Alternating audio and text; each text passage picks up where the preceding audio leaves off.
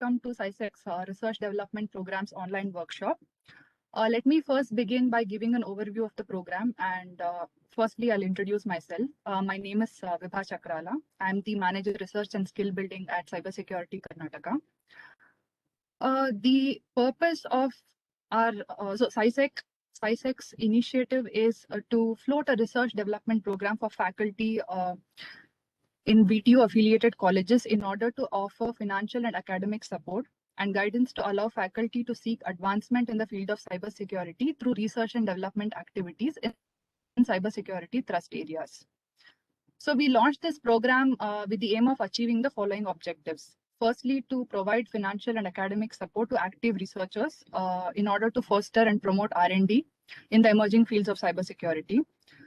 We also wish to utilize tremendous talent and potential of engineering faculty and students in tackling cybersecurity issues. Thirdly, we wish to deliver positive impact in improving the quality of technical education in our state. And lastly, we wish to promote research in institutions beyond top-tier colleges. What we expect from potential researchers and applicants through this program is R&D projects that are innovative, address a specific market need or challenge, demonstrate high industrial relevance and potential for application, and most importantly, address current and envisioned needs of the digital communities in India. The intent behind conducting this workshop prior to soliciting proposals from project investigators and research faculty was to share interesting research problems, potential research areas, to provide guidance and share best practices and non-prescriptive templates. So this workshop is being led by the CySecK's RDP panel of experts, constituted by a combination of industry experts and academicians from the Indian Institute of Science. Over the next 90 minutes, we'll have the CySecK RDP panel of experts speaking about potential research problems in the field of cybersecurity and sharing their insights with all of you. Our first speaker today is Mr. Dattatreya Kulkarni. I don't see he has joined us yet. So since Professor Veni Madhavan is here, sir, if you don't have any objection, we can start with you. I hope that's okay.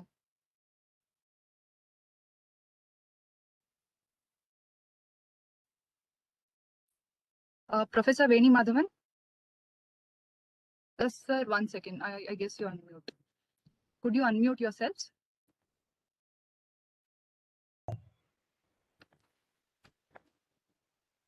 Professor? Okay, I'll start. Sir, before you begin,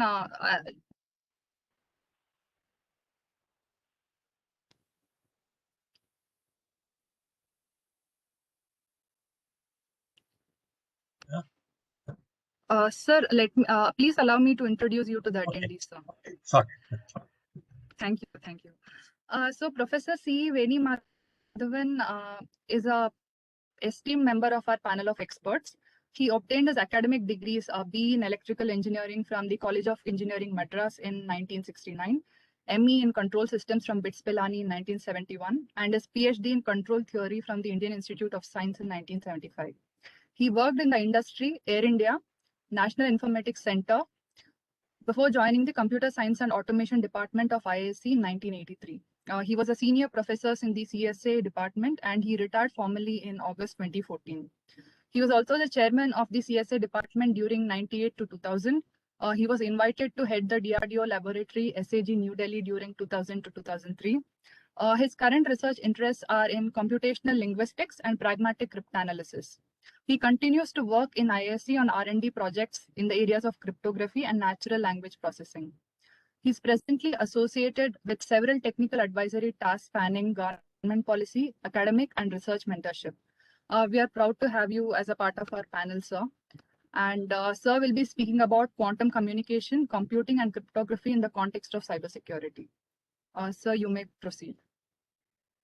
Thank you, Vibha, and very honored to be part of this cybersecurity Karnataka panel. And good afternoon, all friends from colleges and teachers and so on. I'm glad to interact with all of you. I've been interacting with many people in many universities or many places in the last several years. This is the first time I'm interacting, in a black box mode. with all of you.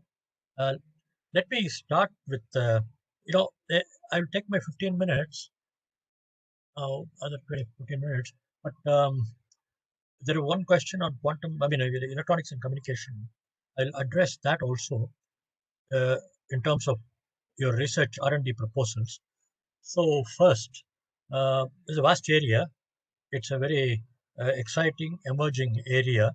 So let me just run through a set of slides, which of course you'll get it from the uh, organizers department individually. They will give pointers to further study matters in this area and so on. So let me see how to share my first screen. What do I do? I go to my, how do I share my, okay, this is a problem. I want to share my screen. My entire, You can share your screen, sir.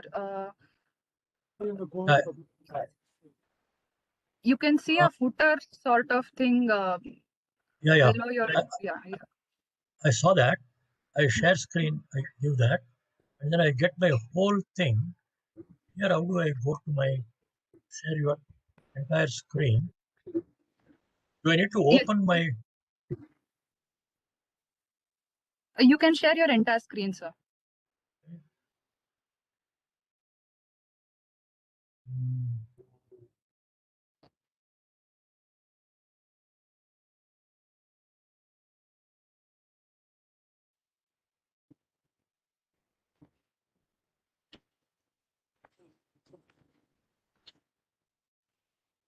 The thing is, I don't know which.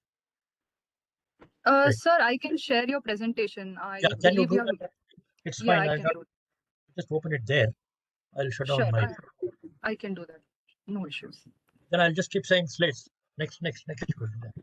Sure, we can do that. Is my screen visible? All right, that's the one. Fine. So the previous page is the title. Okay. See, in the world of quantum, there are three aspects: communication, computing, and cryptography, in particular, which is relevant to cybersecurity. But there are also a lot of things to do with physics, engineering, quantum sensing applications, and so on. So it's going to be the case that this quantum science is going to drive many fields of electrical engineering, electronic engineering, in addition to some small aspects of material science and engineering in in devising a whole lot of things. So of course, we are in the context of cybersecurity. So next slide, please. The context of second. Okay, broadly, I put them together in the form of four chapters. Three, principally communication and sensing one, computing two, cryptography three, and some generic work packages which people in India in particular and universities in special and colleges and teachers and so on who can get into this field. So this I've been doing it for the last couple of 3 4 years, talking about it in various places. So there are a large number of slides which are highly technical, and of course they are also in capsule form. So obviously my intent is not to be able to cover anything in minutes, but give you a landscape. And then it's like a new animal. So not to be scared by this new animal, where you and we, I meant even India. There have been other pages which I've removed. There's a quantum computing developments are taking place in all over the world, in major universities, major companies, major places, and lots of reporting comes in a variety of top class publications, um, ranging from physics to electrical engineering to electronic engineering to computing and so on. So it might be a little mind-boggling. So let me just distill the essence of it. So next slide, please. So people who are in the communication and generally the electronics arena in universities and colleges, you will find that there are some intersections in this volatile points. In particular, what I call the first two, wireline and free space information exchange. Some of you in electronics and communication groups in the colleges we're asking what is the role of ECG in particular in cybersecurity, cryptography, and so on. One of them is to do universal qubit exchange across distances. And here you should get excited about some developments in Bangalore, particularly the ISRO and Raman Research Institute, some work at IISc in making exchanging what are called qubits. Qubits are states of quantum systems, which are something like a superposition of an infinite collection of real valued numbers between 0 and 1. That's it. You take a 0 bit and a 1 bit and make an uncountably infinite collection, and you get all these values as represented by states of certain quantum systems. So that starts there. Typically, I put, for example, photonics and optoelectronics, which are devices available. People who have worked in optoelectronic equipment, in particular in laboratories of physics, will be able to get into this space. This is a precursor to secure communication of the future. We're not going to go into length about this, but this is one development which has taken place quite early in the domain of quantum let's call it a new wave of things.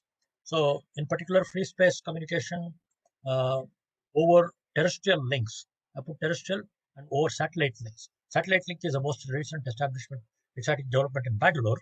But of course, Chinese have done it for a few thousand miles, and then Bangalore people have shown it, demonstrated it for through satellite communication for about 50 kilometers. Anyway, the point terrestrial, of course, through microwave links, you can do that.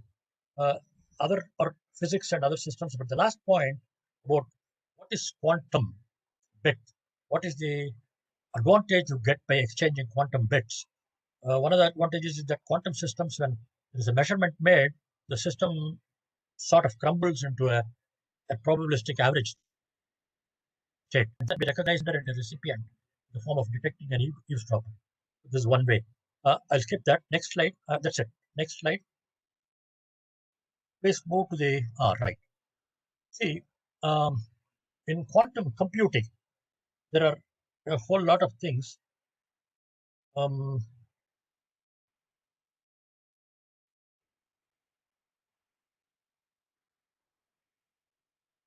a whole lot of things which involve the analogs of the classical computing we have been doing for the last, I'll call it from 40s previous century to today, nearly about now about 75 years. All the mathematics, computer science, system science, that is computer system science, which involves building systems, operating system, compilers, databases. All of those issues bear scrutiny in the quantum mechanics model of things that are going to come. Now, there are, of course, these are something like research problems, which are there, plenty of them, which range from the very theoretically minded people in algorithms and complexity of computer science. Also, you'll hear a couple of such things from other speakers, which are from the formal aspects of computer science, which have a bearing on logic, discrete mathematics, and so on, will have a similar things in the quantum systems world. So this is a sample of it. This is a very recent exciting papers. I'll not touch upon them, but they are the analogs of the Turing machine theoretical computational complexity theory and their relationships to algorithms and concrete complexity of programs and systems. Okay. So this is one side. It's called algorithmic complexity strand. The next part, let's go to the next one, 2.2, is switch. Yeah. No, next switch. Okay. See, there are, this is fine, this is fine. See, what I have done is I just put together in 4 slides, 3 or 4 slides, something which is happening about the real quantum computing machines, how they're getting built. So under the quantum computing model, one of the things is to simply, just think of what's called as a qubit, the analog of the infinite collection of what's called real linear combinations of 0 and 1, realized by means of states of certain quantum system. can be very quickly manipulated many such bits. See, one qubit is an infinite collection by itself. Many such qubits, the analog of multi-bit word models of computation we have, which store both the memory and instructions and data. The corresponding things will be done in the quantum computing environment by means of a variety of physics. Physics theory realized by electrical engineering systems to manipulate these qubits. So now there are a whole lot of ways of doing it. These are fairly advanced, and also they require infrastructure which is very high. Towards the end, I've given a list of things which sparse infrastructure, which we all are generally have access to, what we can do. We'll see that. But this is just to give you this slide. Please skip to next.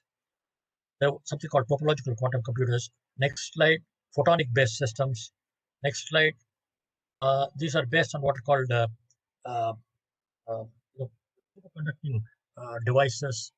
Next slide, please. Next. Yeah, there are some new materials and so on and so forth. So this is about where there are different efforts afoot to build quantum computers in the coming decades. There are, you will see news items of 3 or 4 such systems available in the accessible by major companies like Google and IBM, Microsoft, and so on.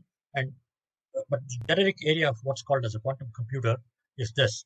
Now, next, of course, the questions will be, what will quantum computers compute? Okay. Now, there again, there are many things quantum computers are going to compute in with great effect, great telling effect, in ways which are better than what we can do with today's high performance serial Turing machine based von Neumann architecture computers. Now, I'll stop there. These are to do with more like chemistry and other places. But then there have been some excitements about, starting excitement in the use of quantum computing was for breaking cryptographic codes. Okay. What happened? Okay. So one of them is to do with digital signatures, which is very very prominent today, and you all must be knowing about. I mean, at least must, must get familiarity about one particular facet of cryptography called non-repudiation, achieved by means of digital signatures. And of course, digital signatures are available all over the place today, between banks, between customers, and all of us use one digital signature for the income tax returns kind of things, and so on and so forth. So those things, the security of them, which is to do with certain difficulty of solving certain mathematical problems like integer factoring and something called discrete logarithm in certain groups, can be done much, much better from sub-exponential to polynomial in the quantum computer. This is the most exciting development of last century, very early, much before quantum computers came into picture. And this is some picture of what's happening today. This is fairly advanced, and this is like using at some point in future quantum computers to crack certain types of signatures which we use today. Now, so what? So the so what begins with I call it the quantum classical cryptanalysis. The so what, that today's crypto can be broken by tomorrow's quantum is being faced by developing something called post-quantum cryptography. This is a new field. This is something which is more like mathematics, algorithms, simulations, uh, and so on, including realizations of the future, changeover to new systems, and so on in the future from today's public cryptography. These are some things which people in anywhere people in the university and research labs can get it. Not this part, I'll leave it. Next slide, please.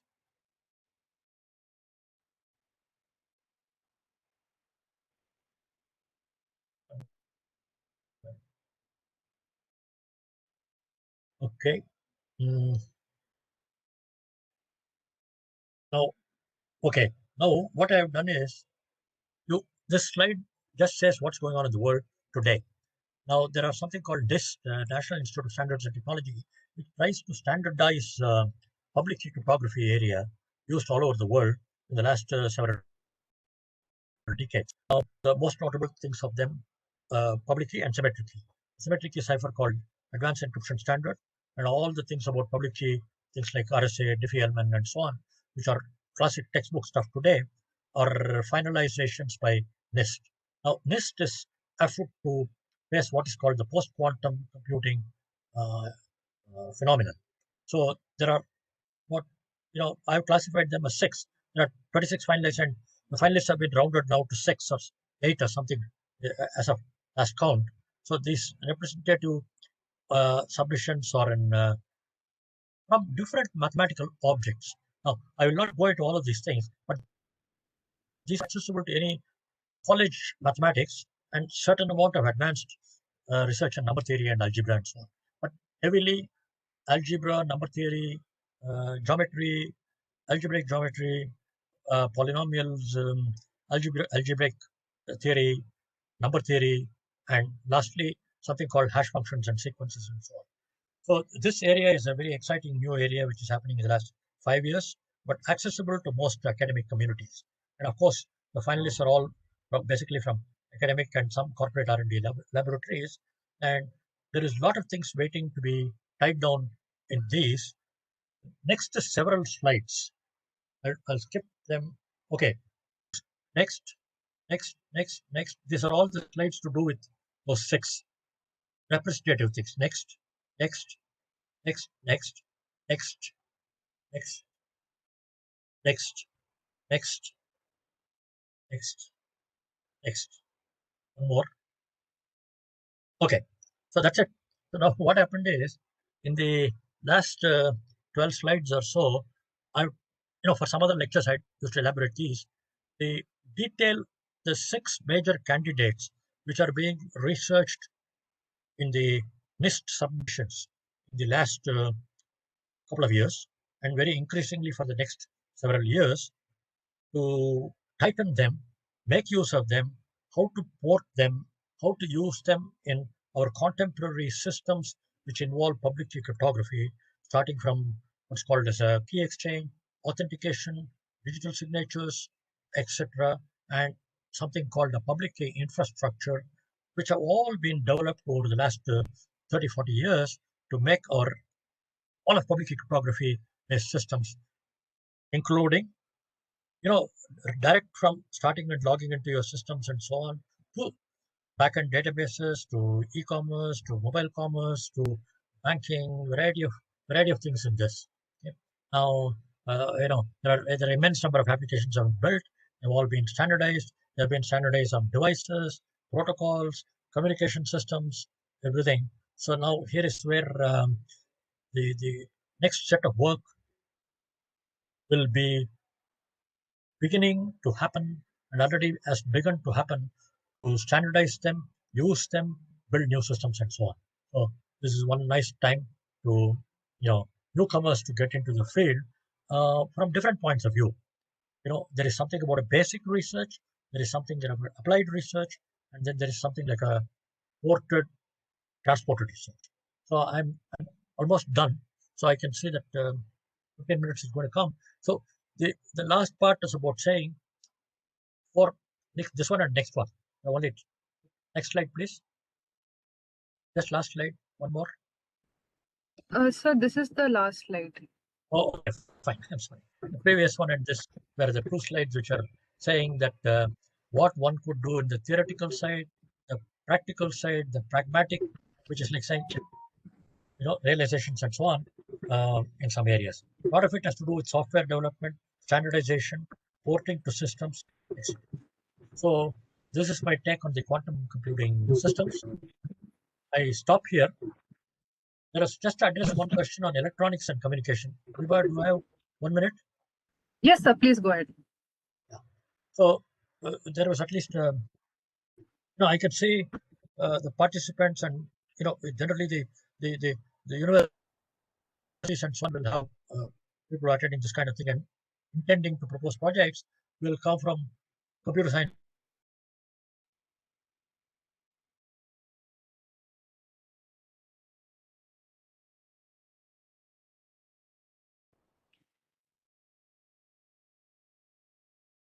Professor, I believe you have low bandwidth. You could switch off your video and speak.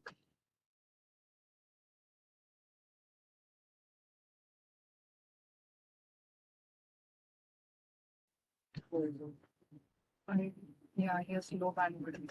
We'll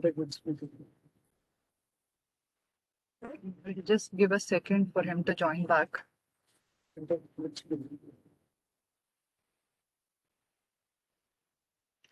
Professor Veni Madhavan?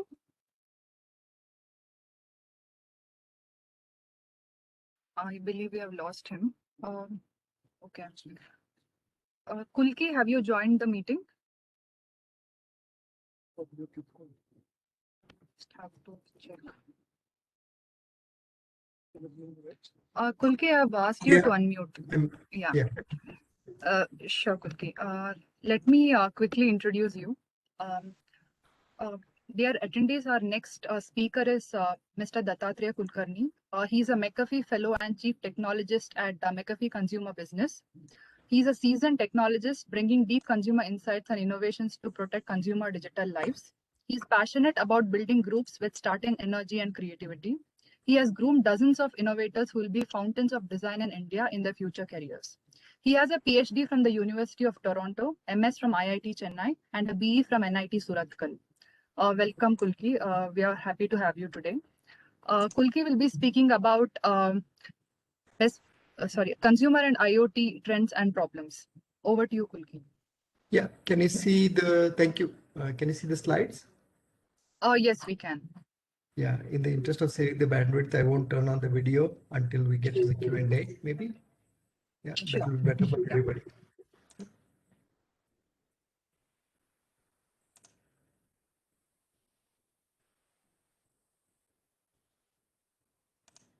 Can you see the full slide or, yeah? Are you able to see the full slide? Are you able to see the full slide? Or? It's not visible in full screen mode, Kulki. One second, just a minute.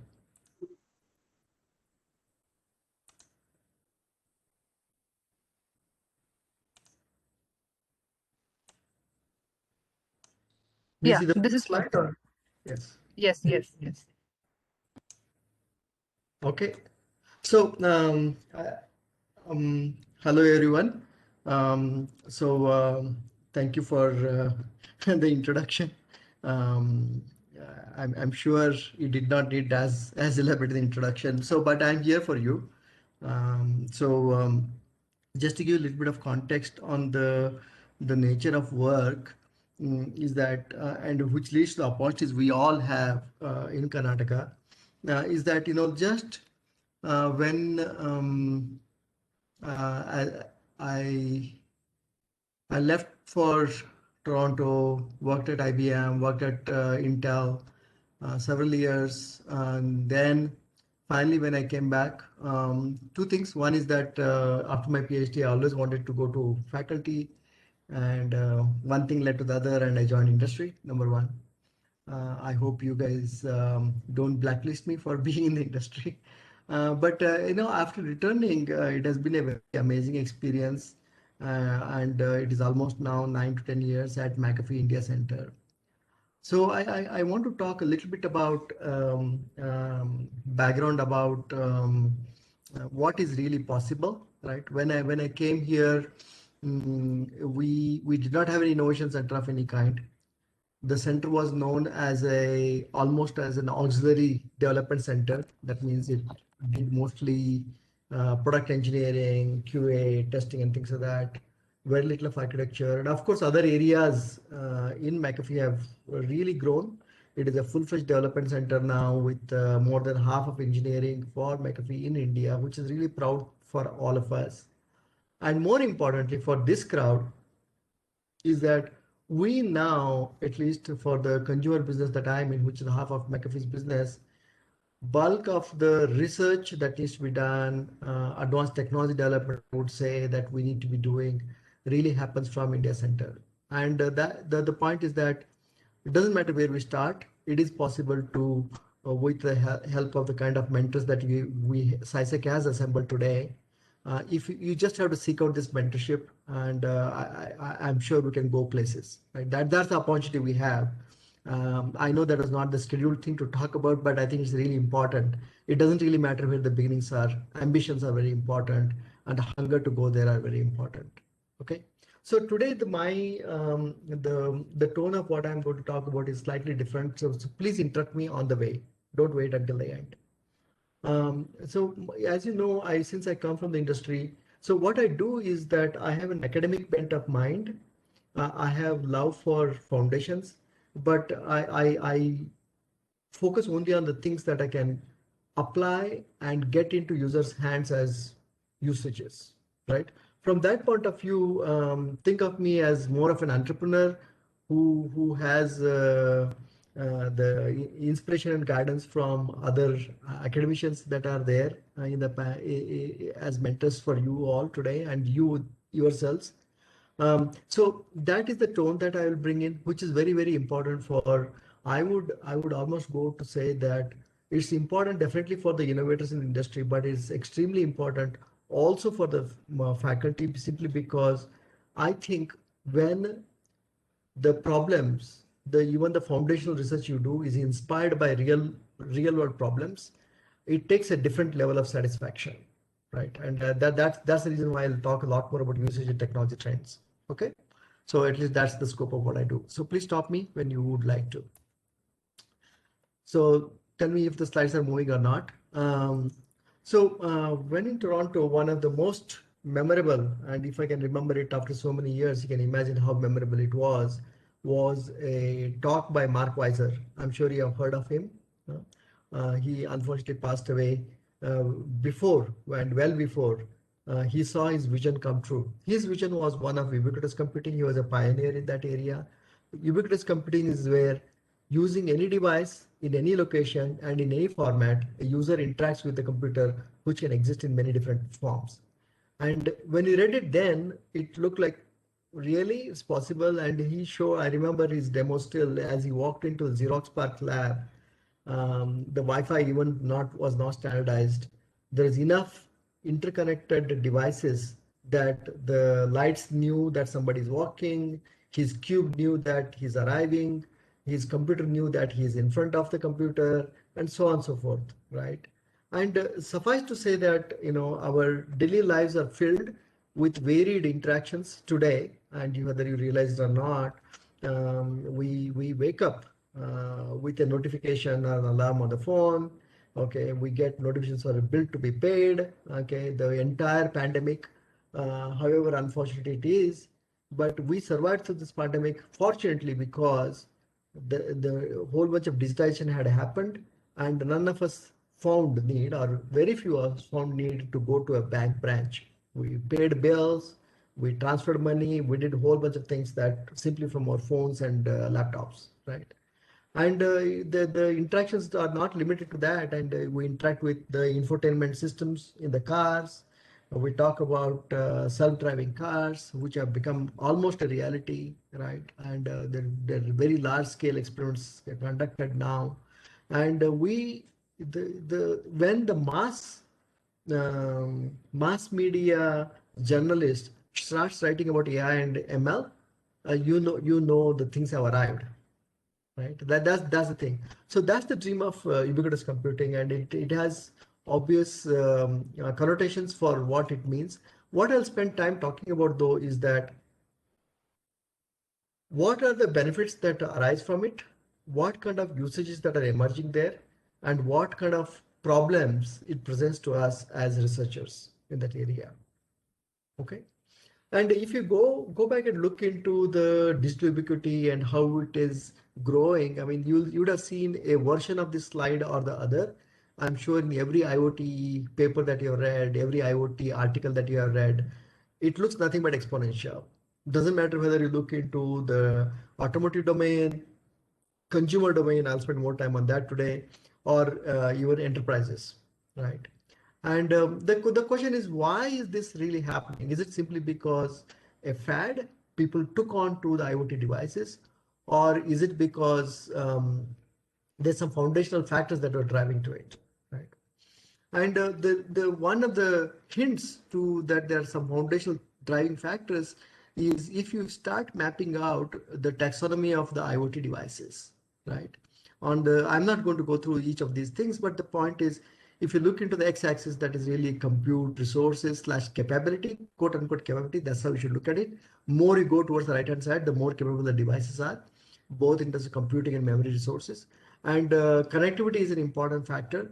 And if the more you go on the y-axis, and the more capable communication mechanism that is out there, capable more in terms of the ability to do what they do, behave smartly from a distance, right? When you look into that way.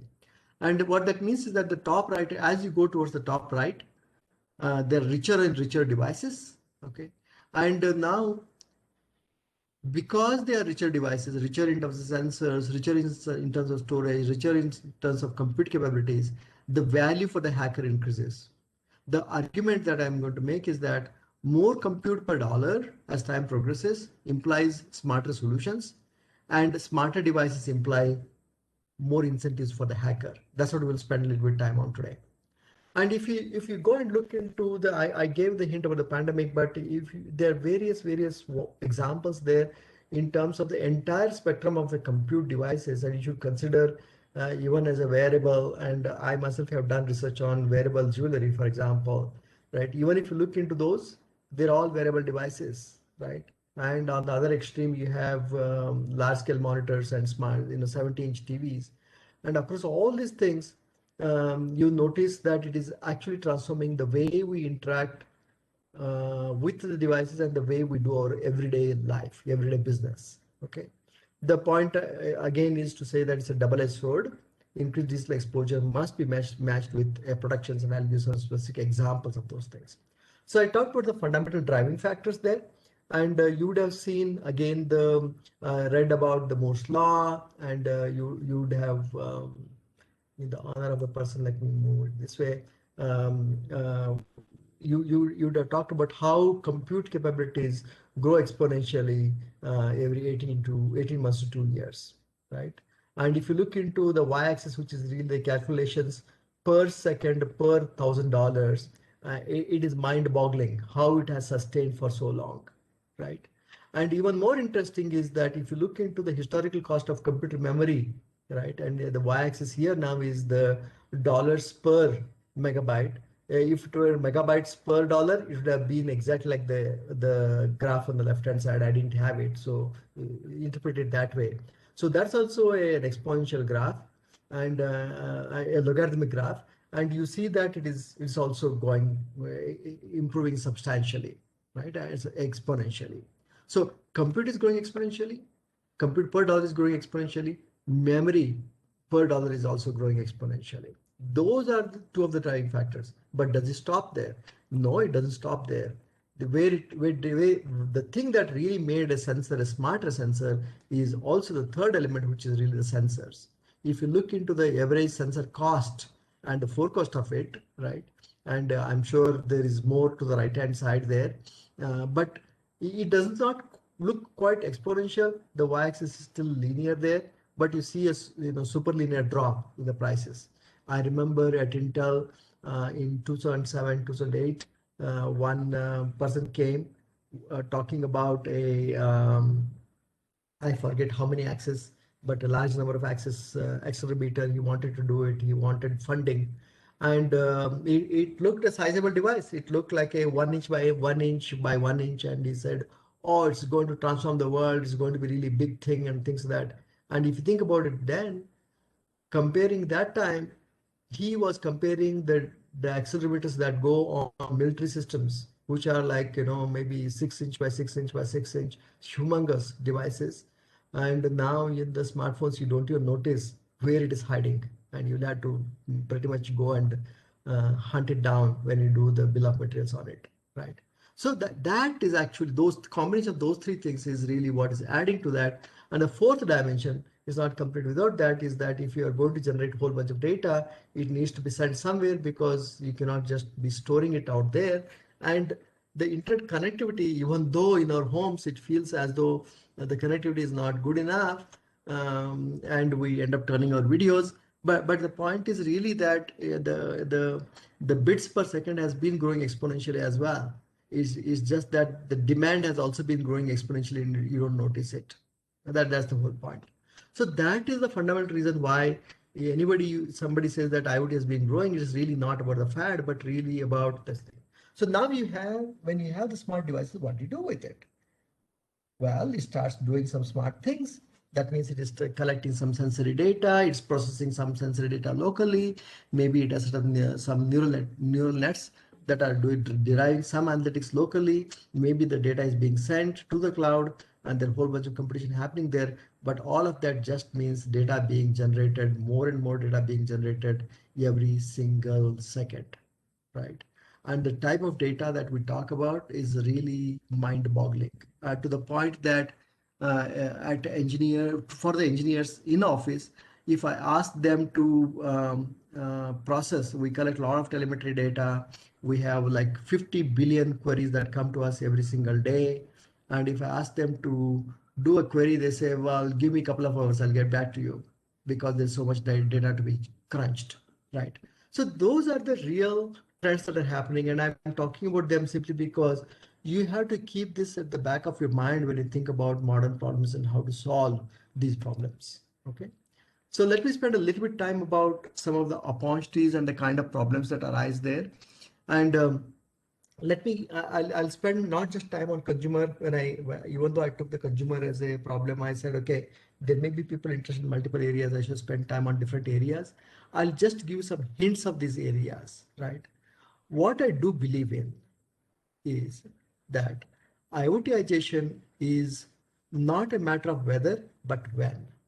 So the simple way to think about it is that if you're going to think about a new type of IoT device as a research item, is you look around you, you find a physical object, and if you can think of if you can think about a physical object, and if you are creative enough to invent a small IoT device that goes in there, you'll find a smarter way to do something.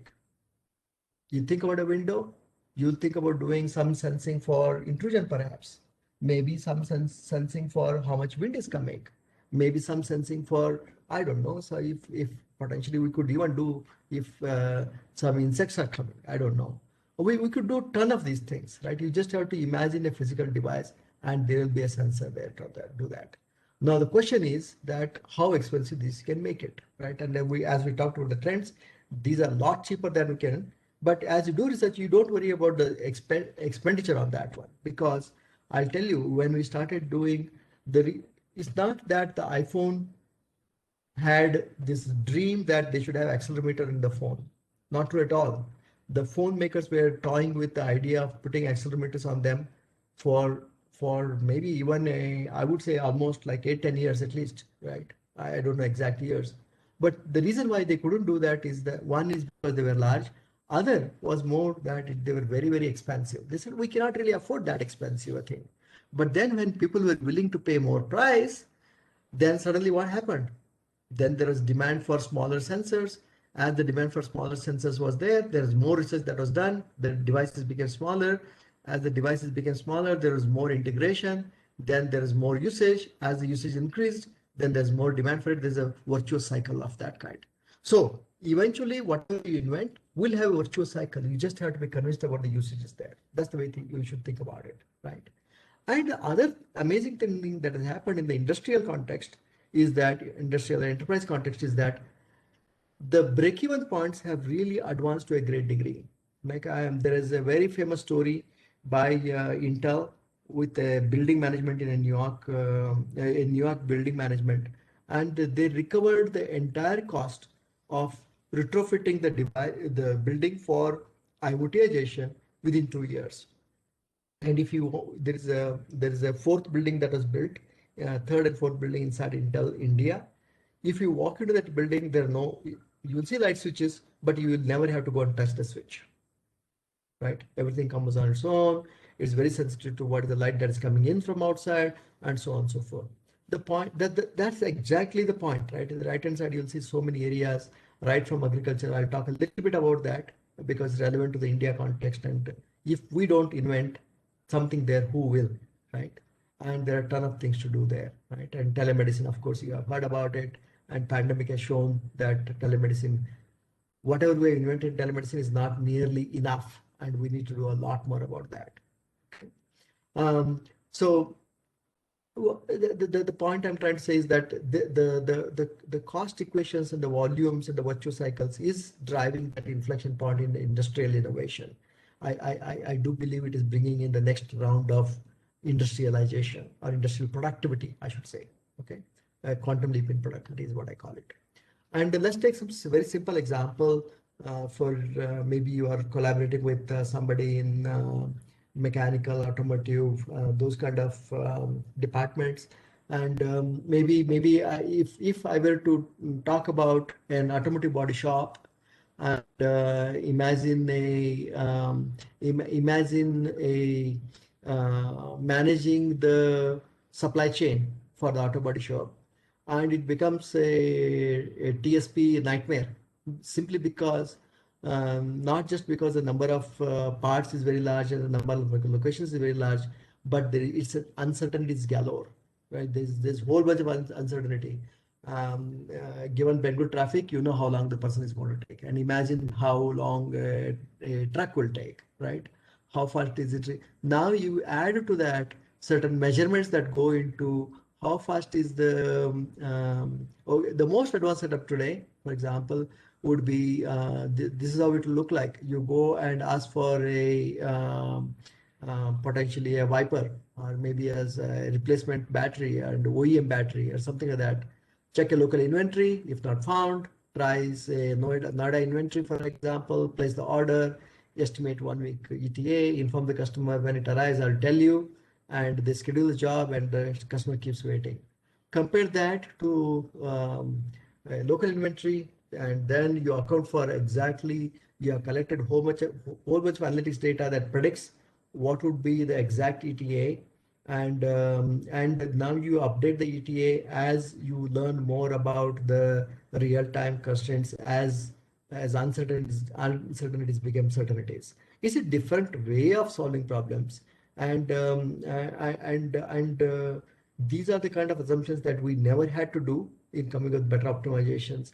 And the more important thing to me, coming from the industrial context, is that basically now happier customers means more efficient operations. That means new level of profitability, and new level of profitability means there'll be more demand for these kind of solutions, and that means there can be more fundamental research that happens for these things, right?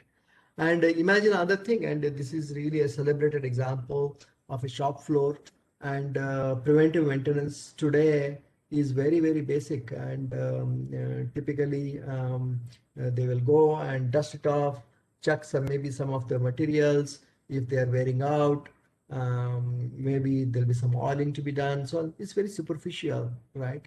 The best intelligent thing you can find is that a supervisor hears the noise of the motor and says, this doesn't sound right to me. I'm sure you are familiar with that. But now with that, I mean, you compare that to creating an IoT device that can sit there, right there, and based on the temperature, vibrations, the sound of the vibrations, it learns over a period of time what is normal. Okay, we learn what is normal. And now once we learn the normal, we can start identifying the abnormalities, and we can start predicting when an anomaly happens, and when it is anticipated, what the confidence we have that anomaly is going to happen.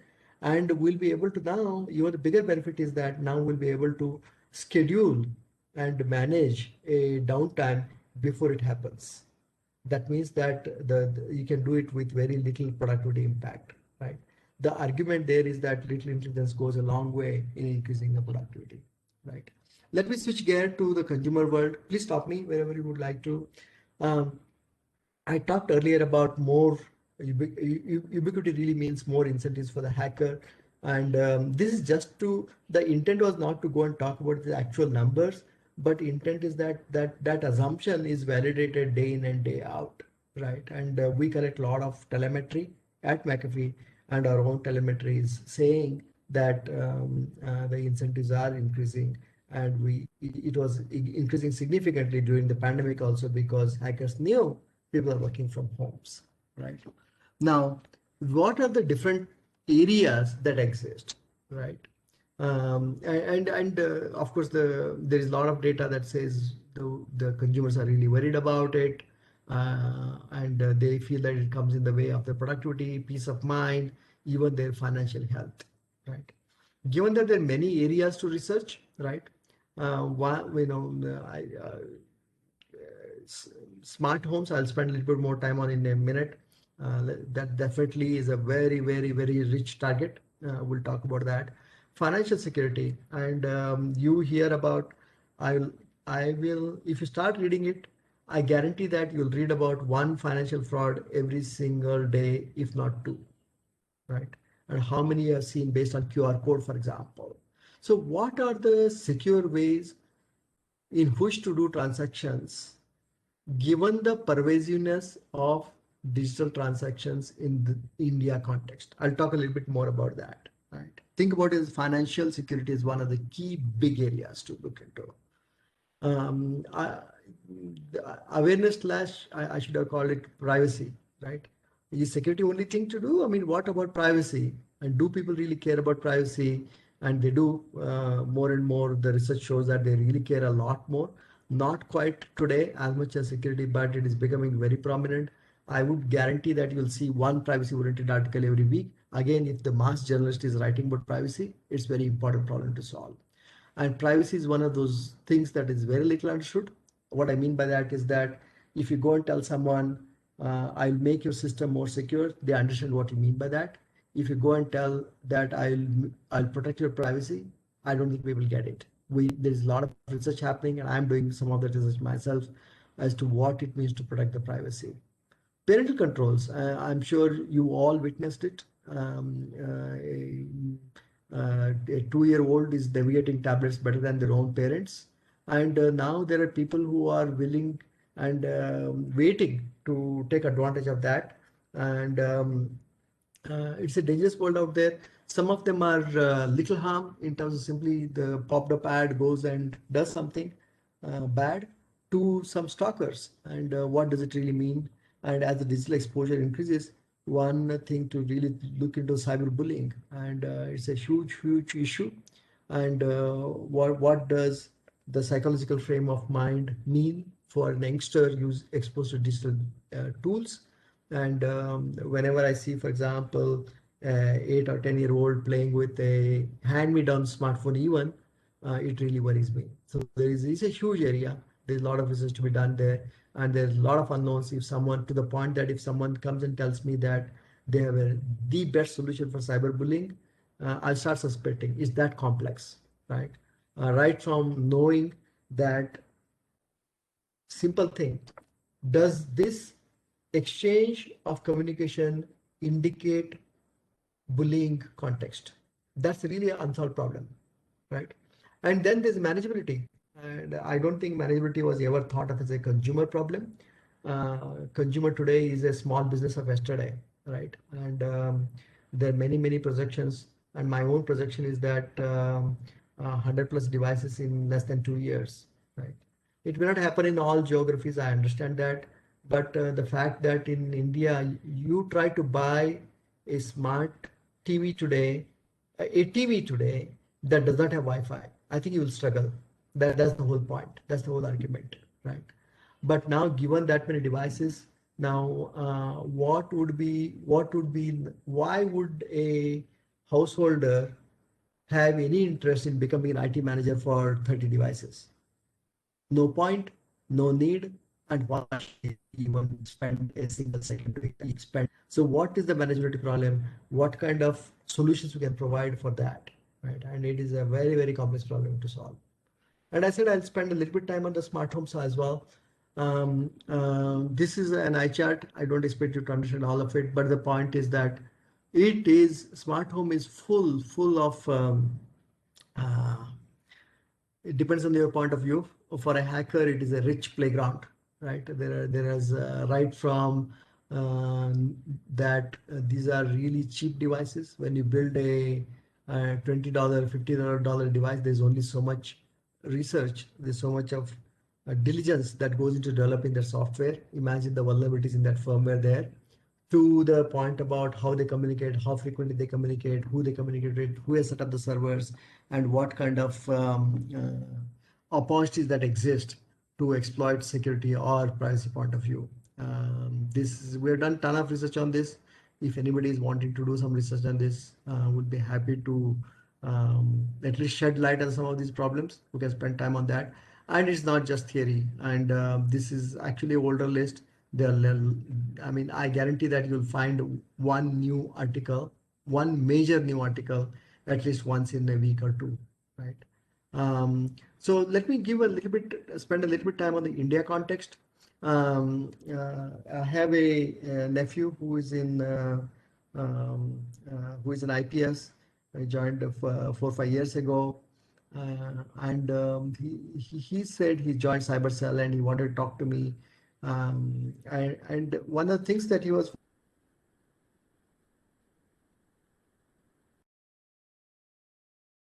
for 20 lakhs, and he came and complained. He said that, look, I mean, when I remember seeing it in the bank, now I need to buy some seeds, and I went and saw it. There's nothing in the money in the bank. You know what happened? The guy, the one who was paying, turns out to be a good buyer, and said, okay, you will not spend this money well. I'm going to put it in bank for you, and it's okay, fine. And he put it in a bank, and the farmer did not know how to check his account, and guess what he does, and he basically takes the help of someone to log into the bank account, and doesn't realize giving password means giving the other user the control, and it was all siphoned away. So the language and technology barriers is a huge problem to be solved. How do you solve that? Today, there are many hacks that happen on these wallets simply because users don't understand the difference between credit and debit. How do you expect a farmer to understand credit and debit, right? And how do you make them understand what cyber systems mean, what privacy means? And I know RBI does a tremendous work trying to tell people not to share OTP and things like that, but it doesn't sink in because they don't understand the consequence of doing it until it really happens. And on agriculture, I wish I had built more slides on the agriculture side. If any of you have, I hope we spend more time thinking about these fundamental problems. And today, farming, we should really be feeling great that we have reached a level of sufficiency on food supply with a farmer who has only intuition about assessing what grows in the field, plants very mechanically. We always sow the seeds in May. He just knows about it, right? And decides ad hoc. Oh, there is a good price for tomato last year, and I should do tomato also, right? And very reactive management. Oh, I see something here. Let me go and spray something, right? How do we convert that from, and that's why it is a survival kind of business for most farmers. How do you convert that from survival to sustenance to all the way to growth? And how do you, for example, sense? There's a lot of research happening. There are a lot of small firms that are doing sensing for the customer, for the farmer. But is that enough? I don't think so. How do you do a more continuous sensing? What is the most important sensing that we have to do? How do you assess local and global parameters to predict what is the right thing to do? Can you do a goal driven planning for the farmer? Okay, we need to go and target a way to save this much for you this year, grow this much self-sufficiency this year, and help in decision making in very small ways, and even building applications that make sense to them in terms of interaction, building a chatbot, for example, for them to talk to, and all those things really matter. Anyway, the point is that there are ton of these opportunities. If you have to take away one thing, is that start with the assumption that the computing is ubiquitous. That means computing, memory, sensing, communication, all of it is ubiquitous. When that is ubiquitous, what kind of problems arise in whatever is your favorite domain? and start from there. And last but not the least, maybe someday we'll talk about it. Start spending time talking to some of the real users. For example, if you're going to be interested in agriculture, talk to few farmers on how they lead their life, how they really decide on some of these things, and start digging into that, and then build some solutions that have outstanding depth in the way they approach the problem. Then I think it will be research that is done for a purpose, and I think it will have a lot of value, and it will have a lot of value in terms of getting the research, deep research done at the same time, translating the research into solving real world solutions, and the solutions will find a market, and that will be the sweet spot. I'll stop there. I don't know how long I took. Thank you so much, Dr. Kulkarni. That was an amazing session. I'm sure the audience benefited. If any of you have any questions, I request you to drop them in the chat window, and we'll try to get them answered. Yes, I'll monitor. Thank you. So in the interest of time, let me proceed. Our next speaker is Professor K Gopinath. Dr. K Gopinath is a professor at the Indian Institute of Science in the Computer Science and Automation Department. His research interests are primarily in the computer systems area. He is currently an associate editor of the IEEE Computer Society Letters and formerly of the ACM Trans on storage. His education has been at IIT Madras, University of Wisconsin-Madison, and Stanford University, where he obtained his PhD in the year 1988. He has also worked at AMD Sunnyvale and as a postdoc at Stanford. He is a co-author of a recently published book on resource proportional software design for emerging systems, Chapman and Hall, CRC 2020. Sir, let me unmute you. Sir, can you please unmute yourself?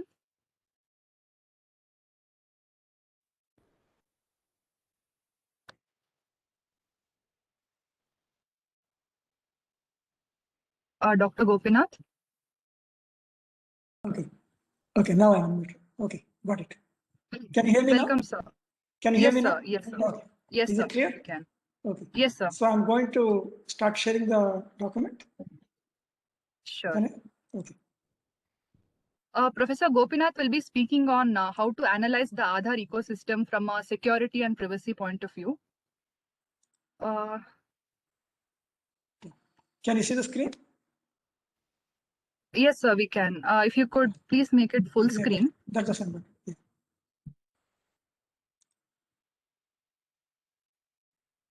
Is this better? Can you see Yes, it? sir. It's perfect, Okay. sir. You can proceed. Okay. Yeah. Okay. Good afternoon. Today I'll be talking a bit about how to analyze some reasonably complex systems and the security aspects relating to that. Okay. This is some work I've done with one of my PhD students, Ajinkya. Okay. And this is some slides I prepared about 2 or 3 years ago when the Aadhaar issue was very, very topical. So, but I think that some of the issues that I'm discussing are still, let's say, important. Okay. So I think basically what is Aadhaar? It's a way in which it has got 2 critical functions: give out a unique random ID to each validated resident and keep a mapping of that ID to biometric data. And this is done offline. Important thing is this is done offline. And then there is an online part, which is what is commonly going to be many times done. Given the biometric data and the claimed UID, check if it is there in the stored mapping and return true or false. Okay? This is the online part. So essentially what the other project has done is to make the very hard problem, that is give out a unique random ID to each validated resident. That is the hard part, and keep a mapping of UID to biometric data. That is a slightly hard problem because you have to make it unique. Okay, it's for each validated resident. That's not easy. Okay? So that part has been kept offline because it's a complex part. Then the slightly easier problem is, given the biometric data and the claimed UID, you just have to check if it is there and is it true or false. Okay, so you can see that this problem is somewhat different from, let us say, based on fingerprints, can you figure out who the person is. typically in criminal investigations, you start from the fingerprints and try to figure out who it is. Here, what we're doing is we have a simpler problem. We have the fingerprints or a biometric data, and also we have the ID also. And we're going to check if these two match. So it's a far simpler problem. So I think we can see that the Aadhaar project already has done something right at a macro level. It's something, let's say, from a systems point of view, it has done a reasonable job. It's a good job. But at the same time, there are other issues that crop up, precisely because the fingerprints, I mean, it's not an exact science. Neither are iris scans that also has been that's also being used. That also is another not an exact science. There's also the issue that we don't know whether somebody is there actually somewhere there. Could it be that some machine is actually providing these fingerprints or iris scans? So there's something called blindness detection. How do you know that it's a human being sitting on the other side? And how do you know that is that the person who actually is, whose ID is actually the person for whom you're taking the biometric data? Okay. So all these issues are also important issues.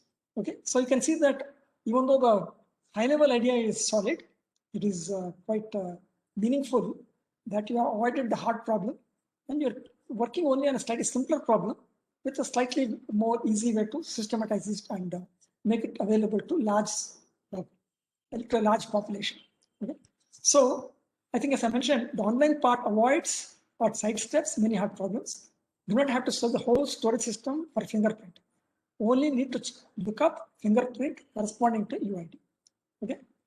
The only thing that we have to also make sure is that it has to be, you have to somehow guarantee, it's a real-time guarantee for online check. Okay. And the offline part is very hard. I think as I already mentioned, given a fingerprint, search across all known fingerprints. And that is in the fully populated system, it will be 120 plus crores. Okay. And this is needed at Aadhaar enrollment. Our problem is that there could be what are called false positives and false negatives.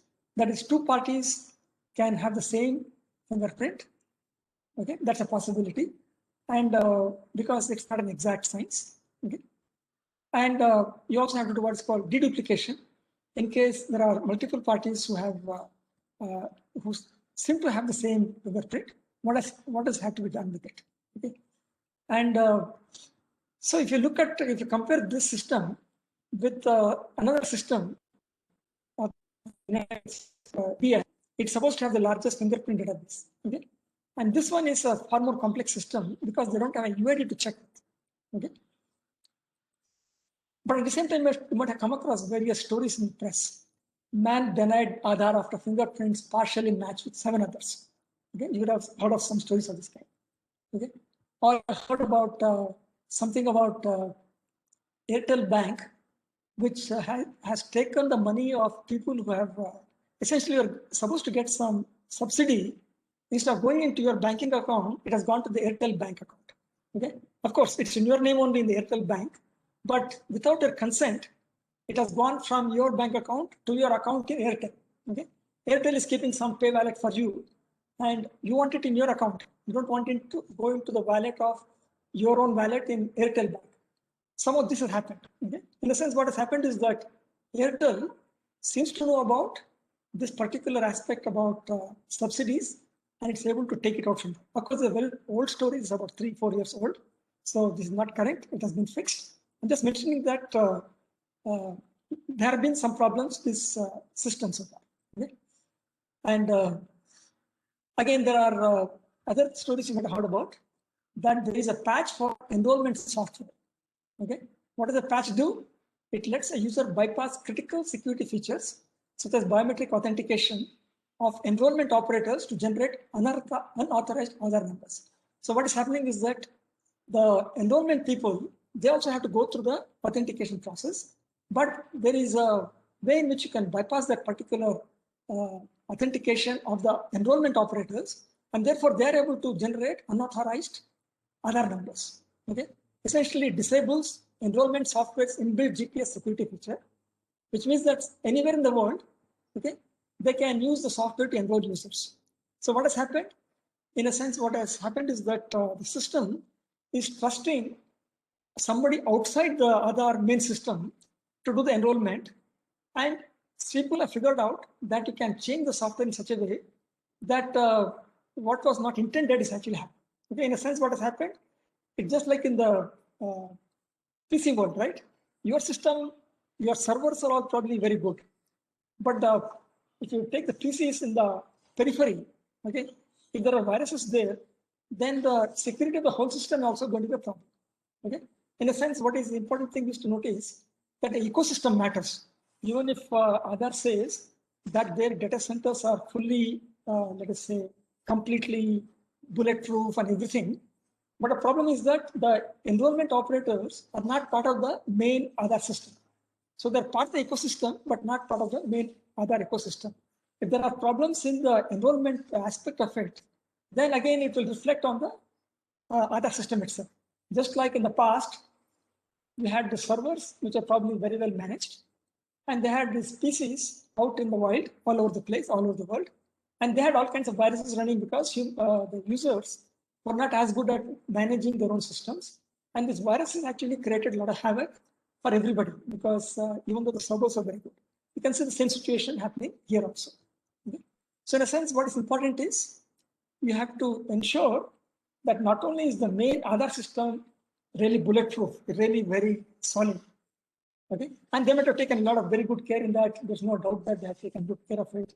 They say that they have encrypted everything, etc. Okay, but the real issue is that that is one part of the system. It's not a complete system. You have to ensure that every part of the system is actually as good as it can be. Then only you can be sure that there is something good that's happening with respect to the whole system. And the fact that the enrollment aspect of it was not properly managed is a reflection on the whole ecosystem. Okay, so again, you can think about it. So basically, the decision to install the software on each enrollment computer puts the running of critical components of Aadhaar in the hands of the enemies of the system. A more secure choice would have been a web-based system in which all software would be installed on the servers, with Aadhaar servers, and enrollment operators would have username and password to access the system. But I guess the reason why they didn't go for it, I suppose, is that even as recently as 2009, 2010, 2007, at this time, the online connectivity was not good. Therefore, probably they removed this particular way of doing it. Okay, they decided that they should do it in a decentralized manner. But once you decentralize it, then you can have these kind of issues. Okay, so essentially, as I mentioned before, it is the repeat of viruses in the periphery. Okay, that compromises the whole system. Okay? Again, if you think about it, what is the basic problem? There are multiple aspects of this problem. First of all, there is some confusion whether the UID, unique ID for a person, is secret. Should it be widely available? Is it even, for example, some states have released this information. Is the biometric secret, for example? Is it the case that the biometrics is secret? Because I can, I go to a restaurant and I touch some glass, right? They have my biometrics. So is this a secret or not? Okay. Or is the mapping, is it a secret? Or is the mapping fixed? For example, is it a 1-to-1? Is it 1-to-n or n-to-1? Why is it 1-to-1? Because hopefully for every person there's exactly one biometric. But it can be 1-to-n because over a period of time, or 10 years or 15 years, 15 or 20 years, who knows? My hands may get, because of rough work, my hands may become slightly, the texture might slightly differ. Who knows, the small scrapings of my hand might happen. Or is it n-to-1? Is it the case that the biometric system itself is not able to discriminate between two different parties? They seem to have identical biometrics. Okay, that also is an issue. Okay, is the auxiliary information collected during enrollment secret? Again, as I'm telling you, there are so many things that are in the system. It's not clear what exactly is secret. For example, they collect other information. For example, they collected their mother's name, and that is it a secret thing or is it not secret? Because I realized that my own information has been leaked to some website. Okay, I found out to some other links. Okay, so how is it happening? I don't know. Okay, or is it the fact that you are only taking care of individuals but not businesses? Because right now the UIDs are only for individuals. It's not for business entities. Is this a problem in the design, or I don't know? I'm just mentioning these are all the kind of issues that you can think about. Okay, so or is the use of UIDs in third-party applications the problem? Basically, because if somebody is able to capture my UID and they're able to link my information that I'm buying from this party, I'm doing this kind of transactions, I have an account at the bank like this. And because of this UID, I'm able to collect all kinds of information of this kind across all these parties. And does it give some unusual power to this party who's collecting all these things? Okay, these are the kind of issues that can be an issue. Okay, so there are other issues also, whether it is identity verification, authentication. Okay, basically, as I mentioned, you can see a difference between identity verification, authentication. In identity verification, I think it is like a bank, right? They say, show me your, let us say, a PAN number. Show me. These are all publicly available information. So they're basically, you're not showing them any secret things. These are all sort of, in some sense, public things. Okay? But in authentication, typically there's some kind of secret involved. Okay? So usually there is a challenge response system. And so the thing is, there is some confusion whether it's identity verification or authentication. Okay? Does the project confuse the two things? Because if you look at the, let's say, the statements from the Aadhaar, let's say, system, they tell you that everything's encrypted, everything is kept secret, etc. But that means that are they doing authentication or they're doing identity verification? Okay, that's something which is not very clear. Other issue is that is liveness detection being handled as an important part of the problem. I think this also is not a, let's say, well understood problem. But I think what they are now saying is that we have two-factor authentication, and therefore, for example, it's a mobile, etc. Then this kind of liveness detection is not an issue. But now your identity now depends on whether your mobile is a trusted device or not. Okay. So you can see there are multiple aspects to this particular problem, and it can even be more unusual because can somebody fake the biometrics using prosthetic fingers? And this is something which is not that uncommon. This is an example of some, you go to Japan, there is some criminal gangs, they get their hands cut off or whatever reasons. But they get once they get back to real society, they want to get normal fingers, and there is a whole service on giving you completely normal looking fingers. Okay, so now what has happened is that you have prosthetic fingers also possible. So when you go to the enrollment center, are you going with your real fingers? Are you going with your prosthetic fingers? That sounds an issue. Or can keep changing the fingers. Okay? That also could be an issue. Okay, and you can also from a distance you can do iris scanning also. Okay? So that also is an issue. Okay?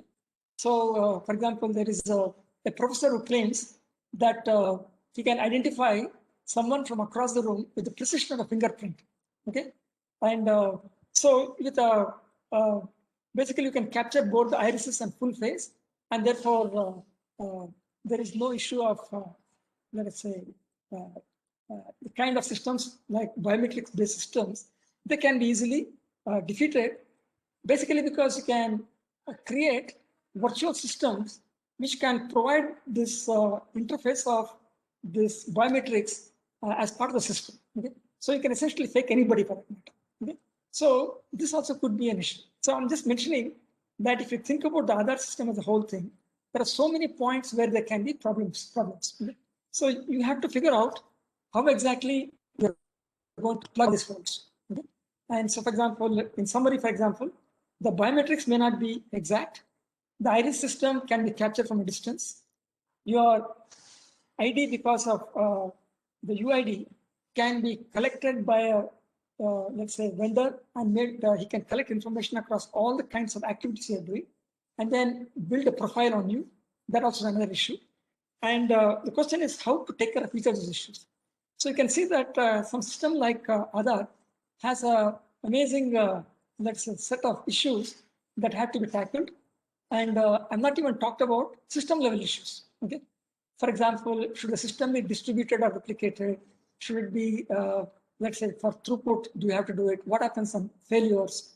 For example, if your system, right, is it responsive enough? Are you able to get yourself authenticated fast enough? Okay, can systems be not available for long periods of time, because even systems like Gmail, etc., you might have heard that some 4 or 5 hours, sometimes it's not available, etc. Okay? So that all these kind of issues, and therefore we have a ton of problems, and you can solve any number of these problems depending on your particular expertise. Okay, for example, suppose you are working in the area of biometrics. The whole issue about how many false positives are there, and also there are research questions that you can pose. Is it the case that the false positives that have been studied, for example, US, are they valid in India, for example? Okay, are they valid in, for example, in South, where it is much more hotter than North? You sweat a lot. Is it the case that sweating hands, there's a higher chance of, let's say, biometrics not working? Things of that kind. So you can see there are lots of interesting problems. You can decide, depending on your background, your interests, there are a whole range of problems that you can look at, and you can actually try to figure out what you can do with it. And for example, what we did, for example, I mentioned did some work with my student. We decided to look at the linking problem. What is the linking problem? The linking problem is that somebody, because I'm going to make my UID available to various parties, right? So basically what I'm going to do is I go to one shop, I pay for, I get something done there, and he asks for a UID, and I provide it. And some other shop is there. They also collect information about, let's say, because I also have to give them a UID. Now these two shops together, they now have information about my behavior, about what I'm buying, etc. Right? So, so basically, what's happening now is that I'm no longer, the issue of privacy now comes into picture. Okay? So, so what is important is now to figure out how to ensure that your privacy is not, let us say, disturbed. Okay? So it turns out that if you look at many systems, already we have some kind of solutions available. I think right now you know that big massive elections are taking place in West Bengal and other places, other parts of the country. And you can see that there's a very interesting scheme. What is that scheme? It is basically what is called the blinding. What is blinding? You go to a booth, the election commission, their officers give you a piece of paper or whatever it is, okay, or some kind of gadget, but they cannot figure out what you pressed, right? In some sense, your input is blinded to the election commission, okay? And finally, they collect all these inputs by various parties, and they're able to do the computation on all the key presses, okay? But they cannot figure out which party has pressed what, okay? You can see there's an interesting concept. Many people press various buttons, and there is a function which computes it. And then, but the party who computes it, the election commission, cannot figure out who pressed it. Okay, that's the ideal election kind of a system, right? So, is it possible for it to do the same thing here also? Actually, it turns out that we can do something similar also here. But I don't have the time to discuss it. We came up with a solution by which you can easily avoid this linking problem. That is, even though I give the UID to so many different people, they cannot collude together and figure out my behavior in terms of what I do. For example, what kind of things I buy, what kind of, let us say, books I read, etc. They cannot figure out all these things. Okay? So there is a solution for it. Again, I'm suggesting that in your case, because you're writing proposals, etc., you take a series system of this kind. Like, it could be another kind of system, or it could be a financial kind of system, or various other kind of systems. You can start modeling the system, and you can see where the problems could be. And depending on your expertise, you can decide, okay, I know something about this particular area. I will investigate a bit more, and then I create a model, and then I can start systematically going into more and more deeper levels. And I'm pretty sure that you'll find something interesting. I think in the previous talk, you heard about IoTs. Again, there also IoTs, there are so many issues out there. And similar issue that basically you decide what your expertise level is, where you want to be. And if you start looking at it more closely, you'll certainly start seeing more and more interesting issues. Like I pointed out for Aadhaar, you'll find a lot more other issues, right? and you can use that as a basis for your research proposals. Okay? So I don't have the time to go through the solution, but basically, let's say our model which we proposed is essentially using some kind of blinding approach, just like the election commission is blinded to the exact votes anybody pressed, but they're able to compute the sum of all the votes of various parties, right? So we have a similar solution, and it is slightly more involved than the election commission model, but similar ideas. Okay. So I'm not going to go through that example. You're welcome to look at the paper. Okay. And it turns out, because of these issues about blinding, Aadhaar, the DII, they also came with something called virtual IDs, and which is somewhat different from our solution, but they are roughly comparable. We believe that our method is better, but it's okay, doesn't matter. Both are sort of similar. Okay. Anyway, so I think I want to just summarize, saying that for solving the linking problem, we were able to use some kind of equivalent of zero knowledge systems, like what is used in elections or even in currency. But there are so many other problems with respect to authentication. For example, I mentioned already, you have the biometrics, how well they work in India, for example, and hot climate and cold climate, or whether it is office people, or is it people working in the fields. And I mean, there are so many issues are there. And I'm pretty sure some work has already happened. It's not that Aadhaar has gone into it without doing any of the research, but we can look at it even more carefully and see if some interesting discoveries can be. Okay. So I think I hope I gave you some idea about what I mean by saying that the Aadhaar ecosystem, what are the issues out there, and again, you can formalize all this stuff into what you've read in your security courses. For example, you can think of the Aadhaar problem as some element of, there's some identity, and you have to, is it a trusted identity or is it not a validated identity? Okay? So in a sense, it is something like, there are multiple levels of confidentiality or integrity in the system, and how you can navigate through these multiple levels, and so that you can build a system by which you can convince yourself that you're talking to a right party. And that is basically the security problem. Again, I'm abstractly talking about it. I think you must have studied some of these things. For example, there's some called Bell-LaPadula model, for example, or Biba integrity model. You can actually connect this whole issue of the Aadhaar authentication and connect it up with that formal models you've read in your, for example, you must have studied or you're teaching your students on integrity models and confirmation models. And you can make a very interesting, let's say, discussion and even proposals which see how far you can go in this thing. Again, if you look at the Aadhaar system itself, you'll see it's got many parts. And you can also think of what are called access control mechanisms, or role-based access control mechanisms, or even other models, basically attribute-based access control models, and so many things you can think about. And you can see whether role-based encryption and various other kinds of models also you can think about it. So you can build systems of this, the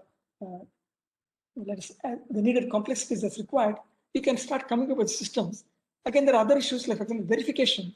How do you know that this whole system, is there a model by which you can, let us say, in a formal manner, prove that your system is actually reasonably accurate? Okay? Those also can be attempted. Okay?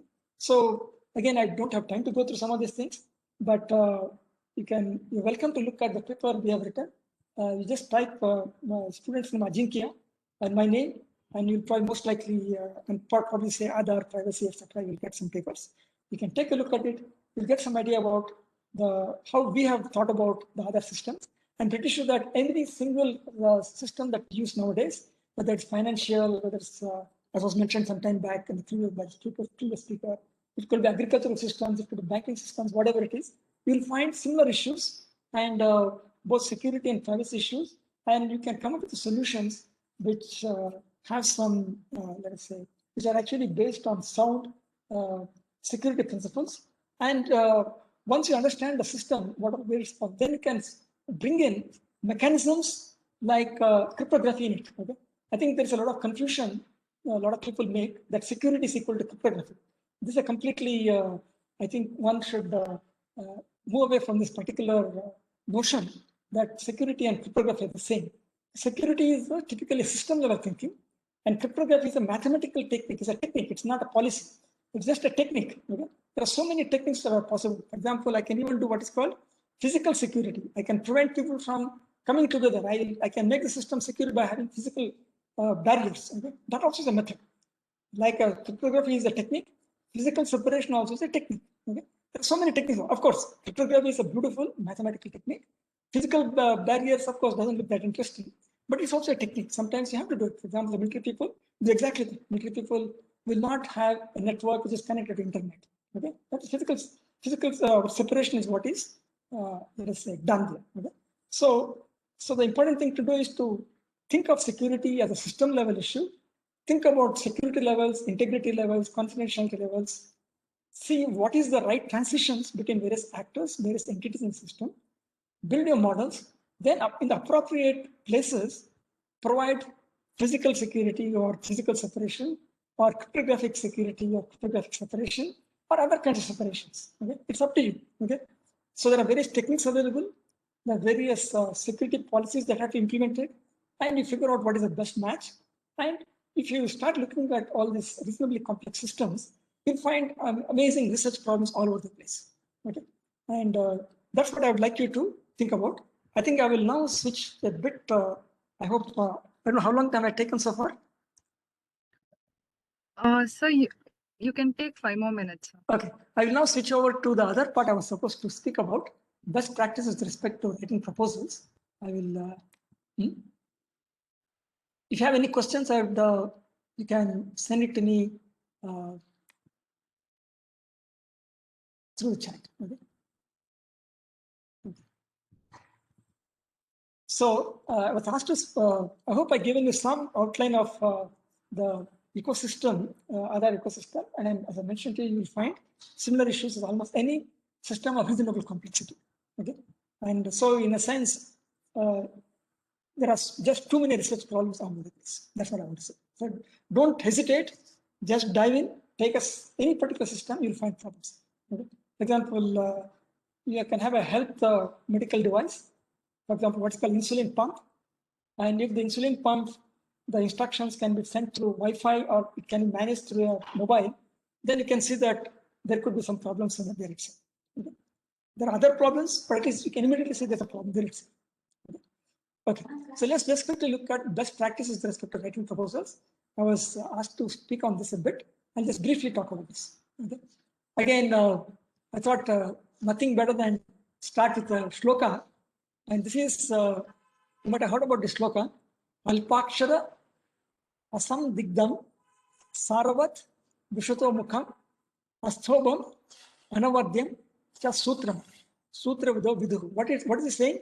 A sutra is basically alpaksharam. It should be have brevity. It should be not too, it should not go on and on and on and on. The sutra should be concise. Asagdingdam. Okay, this one. It should be non-confusing. Sarvat. It should be contentful. It should not be just talking about all kinds of things without any connection. Right? Saravat. Vishwata mukham. Should have wide applicability if possible. Okay, wide applicability. Asthobam. It should not be full of pauses or junk. Okay. Okay. Basically, stoba is basically stoppings. It should not just stop here and do something else and then come back to something else. Okay. Okay. Anavadyam. It should not be disputable. Whatever your proposal is there, hopefully you're making the right statements. Okay. So I'm just sutra in Sanskrit tradition is supposed to have these properties. Should be concise, should not be confusing, should be full of content. It should be of wide applicability in all kinds of domains without any junk and should be really non-disputable. I would say a research proposal should also have these aspects. Okay, so let's quickly look at it. Basically, it should communicate intent clearly. Okay, now there are many types of research proposals you can have. You can propose to research something new. You can propose to reconfirm already published work, or you can actually try to show that already published work is something is wrong with it. That also is perfectly fine as long as you do it rigorously. It can also be even other things, like for example, provide new data sets, benchmarks that can be used for other researchers. Even that is a professional part. Again, if I think about first part, proposed to research something new, it can be novelty is important because you are saying I'm going to do something new, right? You said you're going to do something new, then you better have novelty as a product. Again, the novelty is with respect to what? Is it with ideas and insight? Is it the fact that you use different materials? Is it because it reduces the cost? Is it because it's a different production process? Of course, in security, it might be slightly different. But in, for example, mechanical systems, it could be production process, or it is in the user context. Is it a new user context? Okay. It could also be novelty with respect to whom, for example. For example, it may be that somebody has done this somewhere in some other part of the world, but it's not been done in this part of the world. Okay. For example, the fact that you have a unique ID, right? It is there in many parts of the world. But on the scale that was done in India, it has not been done anywhere else. Okay. So it is novel from that point of view. Okay? Or for example, somebody has done a lot of quantum experiments in other part of the world. It's never been done in India. So if you do it, that also is interesting because we want to have local capacity. We want to also be able to do it ourselves. Okay? Again, one more thing to repeat the same, it need not be foundational. It can be applied. The novelty could be in application or in system integration. Okay? Again, there could be a distinction between engineering and science. Typical engineering usually means that is directed towards satisfying human or societal needs. And again, there is a connection between that and I think you might have heard about patents and essentially do something new. It's sort of connected with what is patentable also.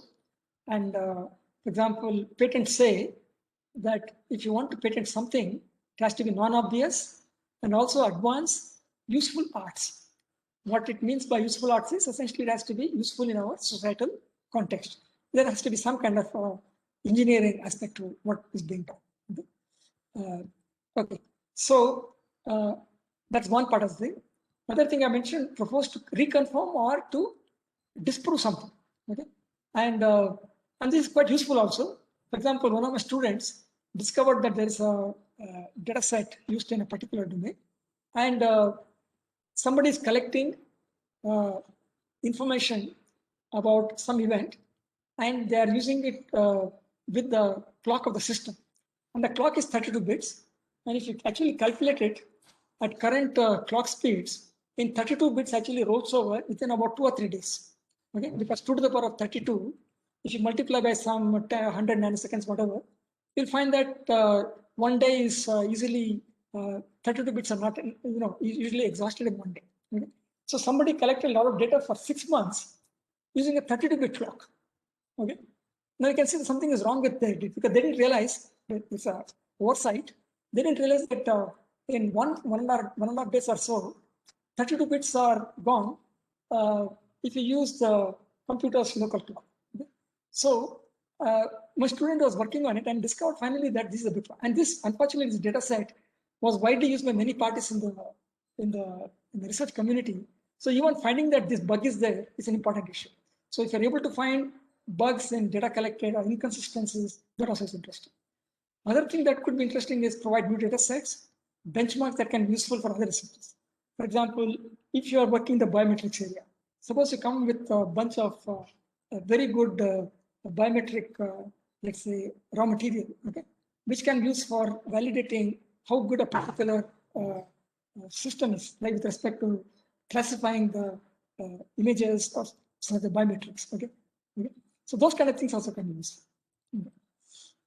Again, if I'm writing the proposal, you should clearly indicate what is novel in a proposal, have a section on current state of the art, both locally and globally, and also mention in what way is it advancing state of art. Again, you should also mention clearly, is it a model or abstraction of a real system? Or is it a life system itself you're targeting? Okay? Are you using a simulation partly or fully? If you're using simulation, how do you propose to validate it? Again, if you're using a live system, is it ethical to work on a live system? Does the data collection strategy compromise the privacy itself?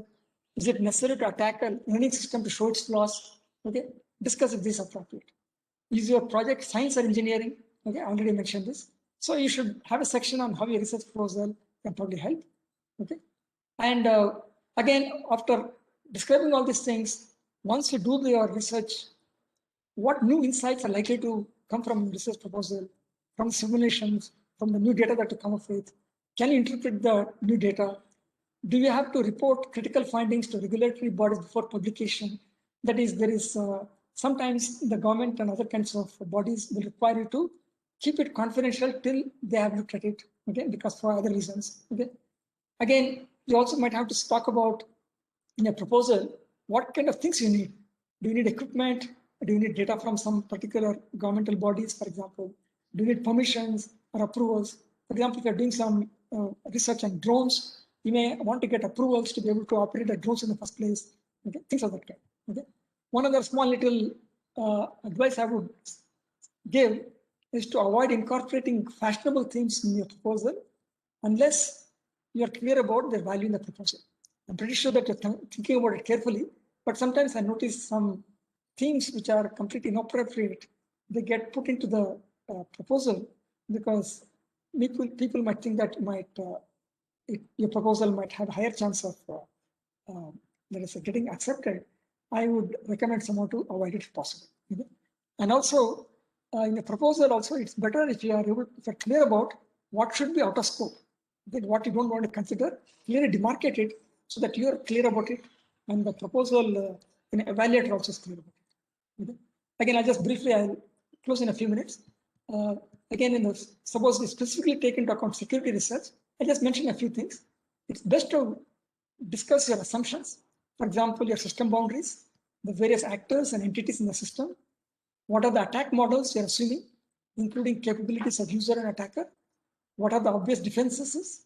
And what are the kinds of weaknesses assumed? For example, in vulnerability research, for example, many attacks assume program error first. And then because somebody has made a program error, that is used as a way to actually essentially augment the problem. Basically, they used to compromise the system furthermore. That is, there's a small error, how to magnify it so that finally you take over the whole system. So basically that assumption is made. Okay? Suppose you assume that there's no program error, then of course that whatever is being proposed is not going to be feasible. So you have to be clear that you need to have this kind of minor bugs, program errors, then I'm going to able to take over the system. We also have to mention it very clearly. Okay? What are the system models? Are you doing full-scale live systems, part of it, or simulation? Or nowadays there's something called digital twins. There are part of it is simulated, part of it is emulated, and part of it is the real system. And there is some kind of transfer functions between the emulated system and the real system. And then, so what are the interaction between these components? Those kind of issues also you might have to specify. And at a even abstract level, use your work at the protocol level, basically at the level at which you're communicating messages between various entities in the system. Is it at the mathematics or cryptographic kind of levels? Okay? Or is it the systems level? Basically, you have various systems that are interacting in some particular way. And basically because of system level issues, for example, reliability, because some failure issues, is that reason why the system is not working well? Or is it because the societal issues? Basically, once you introduce the human beings into the picture, they might misunderstand the system in particular ways, and therefore there could be issues. I think in the previous talk, there was some discussion about how somebody took away all the money from a particular account, right? Or is this the level at which you want to investigate a problem? Okay? So I think I'll skip this particular slide. So I'm just giving you one example of if you just don't want to think about a technical level deeply, you want to think at a security level, you can think about this problem. Okay, purely based on survey-based research. I'm just giving an example. Suppose I want to do what is called usable security or privacy. Okay, means you are interested in figuring out there is some security model, or the society are people able to use the security model or the privacy aspect of it? Are they able to use it? Okay. For example, do people keep the Aadhaar number guarded closely? Do they give it to anyone who asks? Okay. Do you experience failure of authentication at times? Do you have information about that? Do people know about the linking problems? Do they use virtual IDs? Because virtual IDs is the part of the Aadhaar. Okay. Do people use it? Do people, again, there is some very interesting issues here. At enrollment time, it has been noticed that people give the same phone number for two people in the family. Actually, it turns out people are even given the same fingerprints, okay, for grandfather and father and son, because they want to make sure that the pension comes through without too much trouble, all those kind of things, okay. So there are various kinds of issues that happen in society, okay. Do you want to research those kind of issues, okay? So there are mathematical problems you can look at. You can look at a system level problems you can look at. You can look at, let us say, deeper issues about security policy itself, okay? And then even issues like your address changes. How many people actually update the address with the Aadhaar, for example? Does it create problems that your address is not valid? Okay. And similarly, for example, there is income tax people. They tell you that you have to get it late. How many people do it? So the thing is, you can come up with a certain research. I'm just suggesting one type of research. There are varieties of types of research.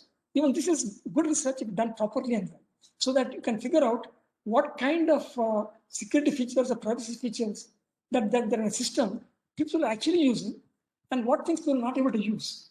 So then it may give you some insight into what should actually be the new system be like, okay? So that you can make the system more robust. So there are a lot of other possibilities. I think because of lack of time, I'm going to stop here. So there is, I think the whole wide world is at your, it's available for you to think about as from a security point of view, the kind of problems that are there, and you can actually, if you think systematically and more deeply, it's a really fine. Okay. With this, I think I'll conclude. Thank you. Thank you so much, Professor Gopinath, especially for sharing tips on how to write a good research proposal and also the potential research problems. Our next speaker, I know we are slightly delayed, but thanks for your patience. Our next speaker is Mr. Prabhakar Malya. Welcome, sir. Let me quickly introduce you to the attendees. Mr. Prabhakar Malya was the Vice President, Head Security, Audit and Architecture at Infosys Limited. He received his master's degree in computer science engineering from the Indian Institute of Technology, Madras. Prior to his tenure at Infosys, he worked as a senior development engineer at BHEL, Bharat Heavy Electricals Limited. We are happy to have you join us today, sir. Malya sir will be speaking on the cybersecurity top concerns, its impact in the cyber world, and he'll also be covering secure coding issues. Over to you, sir. Thank you. Okay, and earlier I think Dr. Dattatreya Kulkarni was a bit apologetic about having left academics to join the industry. He's in well, I'm keeping him company, more than company, because I've only been in industry, and over and above that, I'm not even a PhD or a doctor. Okay, so anyways. Yeah, so cybersecurity top concerns and its impact on the cyber world. Okay, I think my talk will be short. So, sir, just a second, sir. Professor Gopinath, could you please stop sharing your screen, sir? Oh, sorry. Yeah. Yeah. Oh, Malya, you may continue. Yeah. Oh, this is a big security issue, right? I should have done this, right? Okay. Yeah. Okay. Very big security issue. Yeah. Let me see. Where did I put it? Okay. Sir, we are still able to see. That's what I'm saying. This is a very big security issue. I don't know where exactly. I think I request everybody to close their eyes. Okay. So I don't know. Where is this? Malya, sir, you can see. Let me see. I'm trying. Yeah, okay. Anyway, I'm not using screen. I'm just going to be speaking. Okay, and my talk is going to be simple. Okay. So, of course, the top concerns about for cybersecurity are generated by incidents. Okay, like incidents and breaches. Basically, incidents are what we want to avoid because they create all sorts of havoc. Okay, of course, information technology and cyber, they support all our infrastructure, and they're a very valuable underpinning for our infrastructure. And anytime cyber infrastructure fails, or the information and communication technology fails, the systems that serve us, whatever they are, okay, whether it is Aadhaar or banking, okay, or the Internet of Things, they all will fail us. Okay. So what I have done for my for this particular talk is I'm going to refer to some of these you know information security breaches report. And one of these reports is the Verizon data breach information or data breach investigations report. Okay, where they have where Verizon, along with many other organizations across the world, okay, other corporations and also government and law enforcement agencies, etc., and they have all consolidated their data about the investigations they have done on information security incidents. Okay, so and Verizon is coordinating this. They're getting the data from their own information security investigations division. Okay, and from about 81 countries, they've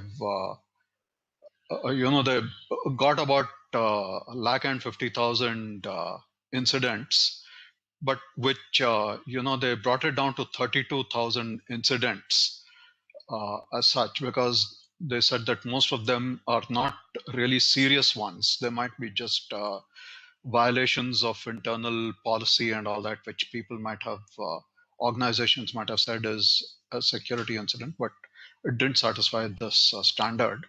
Okay. And about 4,000 of them were confirmed security breaches. So, of course, just to clarify this, an incident in this context means maybe a malicious attack by a threat actor. That is, the person or entity who attacks is known as a threat actor. So a malicious attack by a threat actor, and it may or may not be, it may be dealt with. Okay, but a breach happens when an actual injury occurs. Okay, it might cause your electricity grid to fail, or your money might get stolen, etc. Okay. This is I'm referring to the DBIR in my talk here. There are other similar reports produced by other organizations, including the Ponemon, and we can examine, these database data breach investigation reports, and we can look for areas of work that can address the current cybersecurity needs, which are to make sure that, okay, these incidents have occurred in a large number of other organizations. How do we make sure that they don't occur in ours also? And there is added assurance that yes, these incidents are significant because we know they are happening in other places. And this DBIR, or the database, I'm saying database, data breach investigation report, is produced annually and has been produced for about 10 years or 10 or 15 years. And I'm looking at that for examples of areas where we can do some significant work. Okay. Now, the report says that the largest number of threat actors were from organized crime. Okay, there'll be syndicates of people who are, out to do ransomware on your machines or steal your passwords, etc.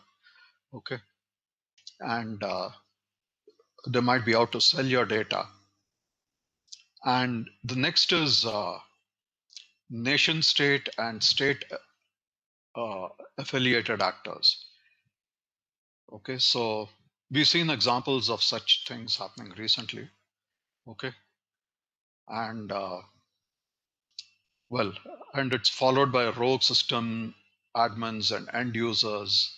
And we've seen, for example, in the Aadhaar system, I think Dr. Gopinath mentioned that how the attacks on Aadhaar were analyzed, and it was found that somebody who's really interested in bringing down Aadhaar had organized all those attacks.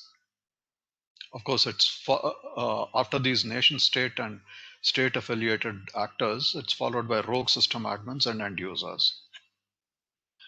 But anyway, regardless of who these guys might be who try to attack our systems, of course, the bigger these guys are, the more resources that they have, okay, and the more likely they are to be successful. So a threat actor usually performs several threat actions that lead to a breach. Okay, so it's not just a breach doesn't happen all at once. Like somebody doesn't always just go and do one action and come out. Okay, it's usually they do several actions. They do some surveil, they try to steal some passwords, then they try and get into your network, go into a different system, etc. Okay, so some very the very common threat actions that led to a breach were I will describe some of these, and we can look at how to handle these, and what where there are possible areas of research and possible areas of improvement. Okay, the first is phishing. I'm not sure if I need to describe phishing, but it's basically somebody sends you a mail and they convince that they are a genuine person, who they might even say that they're your boss, or they are from your personal department, and they want data about your employees and all that, and please look at this file. Okay, it might be to appraise your employees. Okay, you download that, and along with that you download some trojans or other other malware. Okay, and the risk of such phishing also increases if your personal information has been exposed in some incident or the other.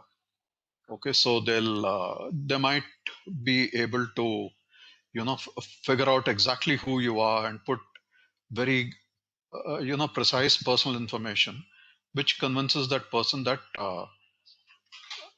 yeah, they are somebody who knows you. They are maybe your bank relation manager, etc.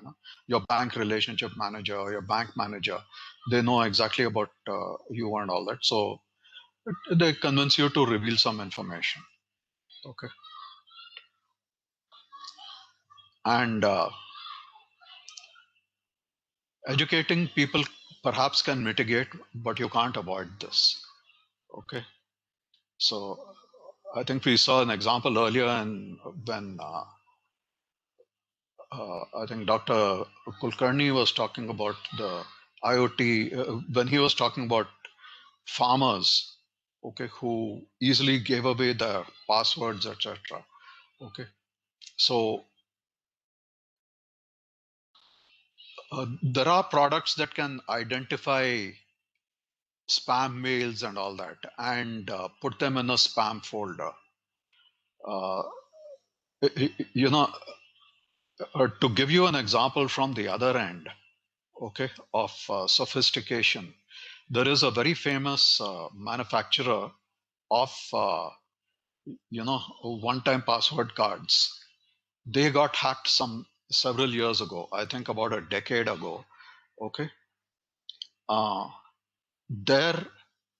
one of their employees who was got a mail saying that it's from their HR manager, like I mentioned earlier, and they wanted that HR manager wanted that employee to download a certain file of employees or of some information. So, and this was in the junk folder, and it seemed to come from the HR manager. The employee of this famous company, okay,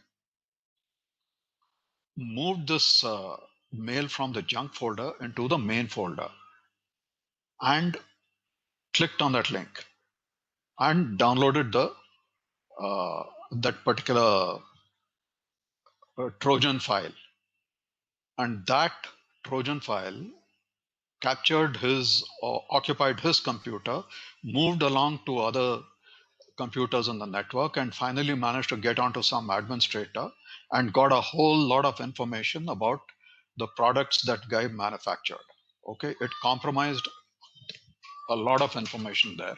Okay, and it was a scandal which that company found it very difficult to live down. Okay, so it's a very difficult thing to educate people. So now I think this is one thing that we need automated procedures for doing this. We need to make sure that people can clearly make out that this is a forged mail, etc. Okay, so I think we need automated procedures. I heard Nandan Nilekani say once, like, at the level of at the level of the population that we have, okay, it's very necessary to improve our automation if we want to solve our problems. Okay, which is why he, I guess, went on to take up the Aadhaar project and all that also, I guess. Okay, so like a lot of shall we say, not only the way these things are to be deployed, but also how you recognize spam is something that can do with a lot of improvement. Okay, and it is one of the main ways that people enter the fortress of a company's, of an organization's security. Okay, so the next another very common way of hacking, okay, or another very common way of breaking into into a system's security or into a system is the use of stolen credentials or hacking. So at a high level, hacking falls into three distinct groups according to the DBIR, okay, that you utilize stolen or brute force credentials, and you exploit vulnerabilities in the software and attack using backdoors and command and control functionality. That is, using backdoors. Backdoors would have been introduced by some sort of phishing and all that, or by exploiting vulnerabilities anyway. Okay, so I think the main way that we have to do this is by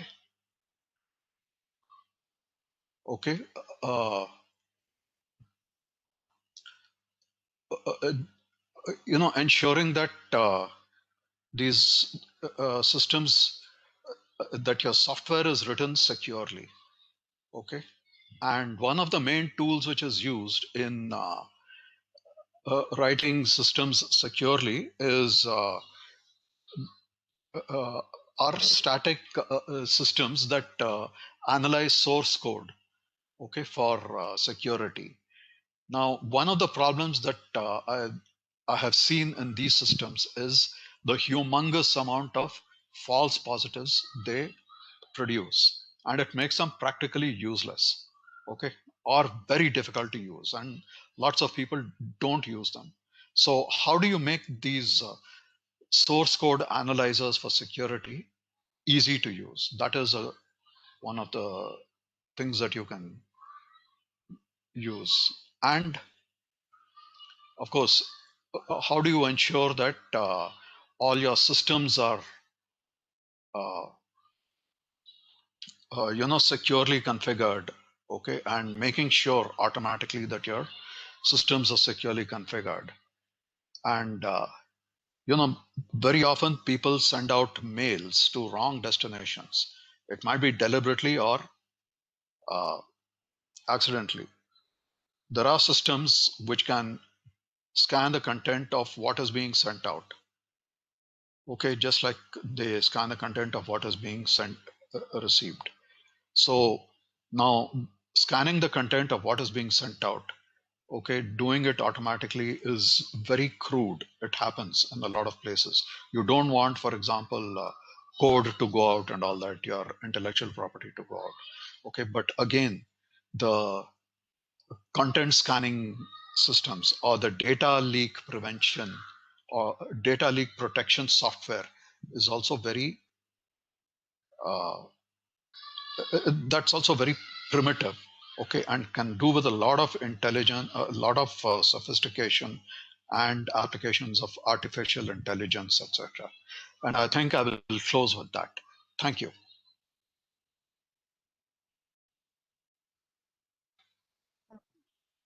Thank you so much, Malia sir. Yeah. Our next speaker is Dr. Satya Lokham, a senior researcher at Microsoft. Dr. Satya, have you unmuted yourself? Can you hear me? I think I did. Yes. Welcome, Dr. Satya. Let me quickly introduce you to our audience. Dr. Satya Lokham is a senior researcher at the Microsoft Research Lab in Bangalore. His research interests include cryptography, complexity theory, and theoretical computer science in general. Before moving to Microsoft research, Dr. Satya was a faculty member at the University of Michigan, Ann Arbor. He received his PhD from the University of Chicago and held postdoctoral positions at the University of Toronto and at the Institute for Advanced Study in Princeton, New Jersey. Welcome, Dr. Satya. You may please begin your talk. Yeah, give me just 1 second. I'm trying to see where my slides are. Somehow I'm not able to see them. Okay, yeah, okay, it's slow. Dr. Satya will be speaking about zero knowledge proofs. Okay, can you guys see my slides? Yes, sir, we can. Okay, give me just 1 second. I'll also... Full screen. Yeah, can you see them in full screen or do you see...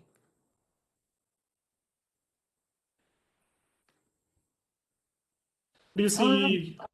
We are unable to view in full screen, sir. How about now?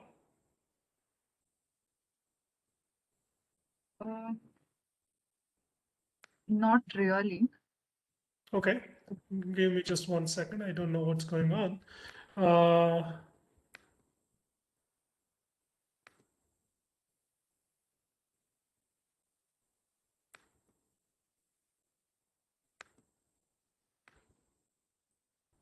Should I reshare them?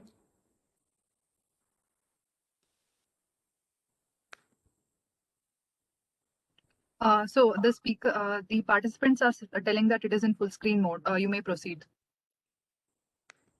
It is in full screen mode, right? Yes, yes.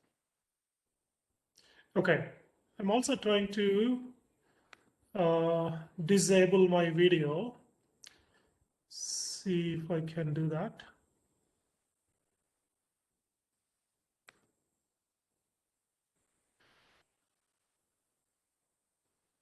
Okay, maybe let's not worry about it. I mean, so you have to bear with me. You have to see me. But yeah, it's more important that you see my slides. If everybody is able to see my slides, I'll just go. Yes, we can, Dr. Satya. We are able to view your All right. yeah. Okay. All right. Thank you, Vibha, and thank you everyone for staying back. I know we are over time. And so I appreciate that you stayed back, or those of you who stayed back, thank you. I'm going to talk about zero knowledge proofs, and this is a rather specialized area of cryptography. And the reason why I thought that, well, I mean, the simple reason why I'm talking about it is because I like it. The more utilitarian reason why I'm talking about it in this context is because cryptography, as you probably know, is sort of the mathematical foundation for cybersecurity in general. I will not make explicit connections between cryptographic technologies and cybersecurity.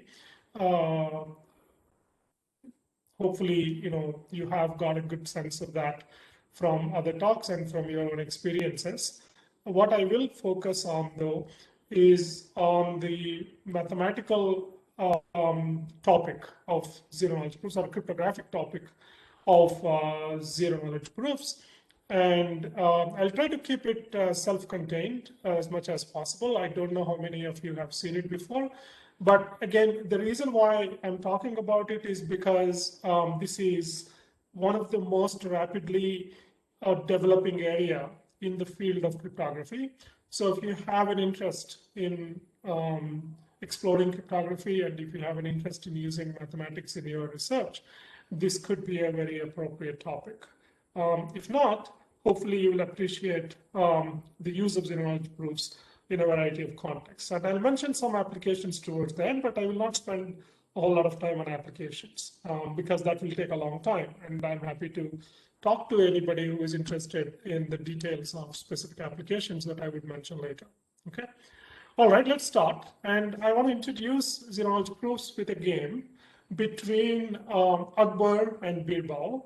And Birbal, of course, is the magician, and so he can kind of, do complex arguments, as you probably learned from the stories of Akbar and Birbal. Akbar, on the other hand, does not want to spend too much time, listening to complex arguments, but he just wants a proof. So in our language, Akbar is a verifier, and Birbal is the prover. And so Birbal wants to prove something about a statement that Akbar wants to verify.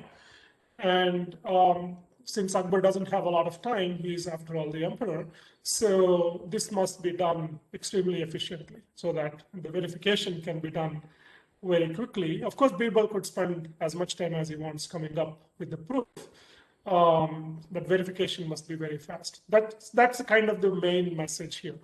A prover must convince a resource-limited verifier that a particular claim they made is actually correct. Okay, and here is a little game that Akbar and Birbal wanted to play. Akbar closed his eyes, he is blindfolded, and he has two balls in each of his, or one ball in each of his hands. And since he is blindfolded, he doesn't know whether they are of the same color or whether they are the different colors. Now, Birbal comes along and says, these two balls are different colors.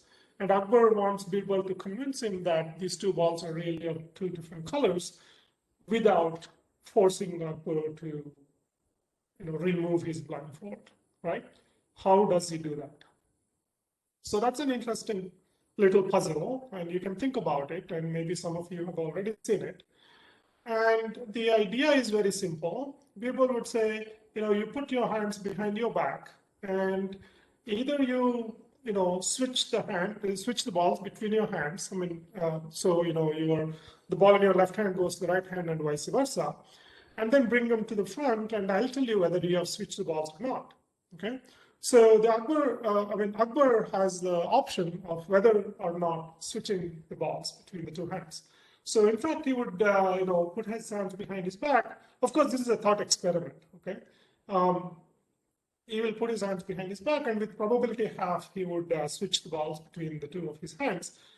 And with half probability, he won't switch, right? So now, if the balls are really of two different colors, Birbal should always be able to give the correct answer that Akbar has switched the balls. And Akbar could verify, because after all, he's the one who is doing the switching or not doing the switching. So Akbar could always verify Birbal's answers without actually removing his blindfold. And Birbal could convince Akbar that the two balls are of different colors if they are indeed of two different colors.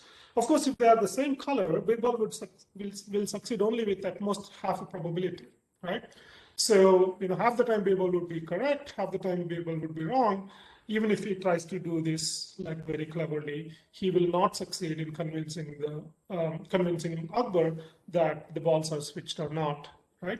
So that's a very simple example. I spent probably more time than I needed to, but again, like I said, I would like to be self-contained. So that's a very simple game that demonstrates that you can indeed prove that a particular claim is correct without knowing all the information about the objects involved in your claim. So Akbar doesn't know that these balls are red and blue, or they are not, are of the same color.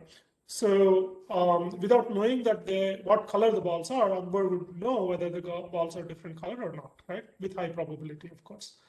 So that's a little game. And of course, Akbar and Birbal is our twist on the game. In the original definition of these kinds of games, people used Aadhar and Merlin. Aadhar again being the king, and Merlin is the magician. And Merlin tries to prove claims to Aadhar. So now, why is this a good proof? So I will not go into a completely rigorous mathematical definition of what a proof is. But there are, for many of the things I'm saying informally, there are rigorous mathematical definitions. But in this context, the two important notions are completeness and soundness. Completeness means that if the prover says, he is proving a claim, and if that claim is indeed correct, the prover will always succeed proving it. Like, for example, if the balls are really of two different colors, Birbal will always succeed convincing verifier that the balls are indeed of two different colors. Soundness means a cheating prover is trying to prove an incorrect claim. They will not succeed with other than a negligible probability. Okay, so the verifier would always catch a cheating prover with extremely high probability. Right? That's the notion of soundness. So any proof has to be both complete and sound.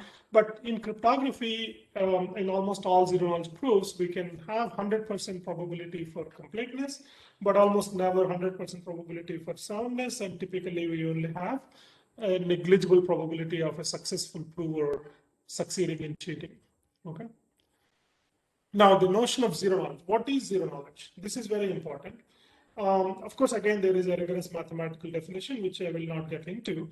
But basically, a zero-knowledge proof means that there is a simulator who just observes what's going on between Akbar and Birbal and simulate the verifier's view of this entire conversation without actually knowing the verifier's strategy. Okay. What it means is that the simulator basically can work with the prover. Of course, the simulator doesn't know how to prove because it doesn't have the same capabilities as the prover. And yet, just based on the conversation, or he basically can simulate. He can basically, the interaction. Sorry, I should have had a picture here. But basically, here in this picture, you remove Birbal out of the picture, and there is a simulator. And the simulator would essentially have the same conversation with the verifier. And if that is the case, what that means is that where is it? Yeah. What it means is that the verifier really did not learn anything from the prover, right? So existence of a simulator means that, without knowing the prover's special ability, he is able to, he's basically able to carry on the same conversation as Birbal could. And that's kind of what that means is that the verifier, or in this case, Birbal really did not learn anything from the prover. Okay, and that's how you argue zero knowledge. Maybe another example would be more useful in this context because it's a little bit more mathematical. So I'll come to an example. But before I come to slightly more computer sciencey examples, that's just a little game between Akbar and Birbal, but we talk about computer science. So one of the biggest discoveries in cryptography is the heading of this slide. Which says that every problem in the complexity class NP has a zero knowledge proof. What that means is that, let's say you have a graph, and Akbar has a graph, or Birbal, of course, sees the graph, and Birbal says the graph is three-colorable. Of course, three-coloring is NP-complete problem, so we know that it's impossible to, unless P is equal to NP, it's impossible to come up with a three-coloring efficiently. And yet, if you have a three-coloring, if Birbal could come up with a three-coloring, he could convince Akbar that it is indeed a valid three-coloring. But you want it also to have zero knowledge. What that means is that Akbar should not be able to learn anything about which vertex of the graph got which color, right? And it is possible to take any problem in NP, like three-colorability, and convince a verifier, very limited verifier, as I said in the beginning, that the graph is three-colorable without actually showing a three-coloring. Of course, you can always show a three-coloring to convince somebody that the graph is three-colorable, but you want to hide the three-coloring. For whatever reason, prover wants to hide the knowledge. That's what we mean by zero knowledge. So another example is the Sudoku puzzle. Of course, we know it's much more difficult to solve a Sudoku puzzle than prove to somebody that you have actually found a solution. But let's say you don't even want to reveal the solution of the puzzle to your friend. Then how do you actually convince them without revealing the solution? A more interesting problem from a cryptography point of view is, let's say you have an RSA modulus, which is a product of two primes, and you want to convince Akbar that this number n, this modulus n, is indeed a product of two primes, but of course you don't want to reveal these two primes P and Q. How do we do that? Now, once you believe the heading of this slide, which I am not going to prove, but this is a well-known theorem, and all three authors, Goldwasser, Macaulay, and Wigderson, the first two authors have won a Turing Award in computer science, considered the Nobel Prize in computer science for their contributions to cryptography, and this is one of their major contributions. And Wigderson won something like Nobel Prize in mathematics called the Abel Prize recently, this year indeed. And so this is definitely one of the major breakthroughs in computer science, definitely a cornerstone in cryptography. Now, let's kind of interpret the last statement, namely, suppose I have, I'll just skip that slide. Yeah, suppose I have an integer n, which I claim to be a product of two primes. Now, you can see that this can be represented as a computation. And I'm representing the computations here as circuits, and I'll come to the notion of circuits in a minute, but that's less important. Think of these triangles as programs for the moment, okay? So you have this number n, which Akbar gets, or both Akbar and Birbal know, and then Birbal says that there are two primes P and Q that he's not going to show to Akbar, but n is a product of, n is the product of these two primes. So the things that I put in red boxes are the ones that Birbal doesn't want to show Akbar, okay? Now, we know that, of course, multiplication, namely checking that n equals P times Q is easy to do, so that's just a little computation. Checking that an integer is a prime can also be done quite efficiently. I mean, that's a big result. We don't need to go into that, but that's kind of one of the major discoveries by three Indian computer scientists about 10 years ago. So primality is efficiently checkable, right? So if you put these three computations together, then you can prove that n is indeed a product of two primes P and Q. But the things in the red box are the inputs to this computation, reveal this program, which you don't want to reveal to the verifier. And this is possible. And indeed, this is possible for any computation. So take any computation, C. It has two inputs, X, which is a shared input that verifier and the prover both know. And then there is a W, which we call the witness, which is a secret input to the circuit. So in this case, N is the public input that both the verifier and the prover know. X is N, capital N in the previous slide. And the witness, which the prover doesn't want to reveal to the verifier, are the prime factors P and Q. And this computation C is what I showed on the previous slide without details. And there is a way to check that the computation on the input X and W produces the output Y. In our case, Y is just yes or no. And you basically can convert this into a zero-knowledge proof, right?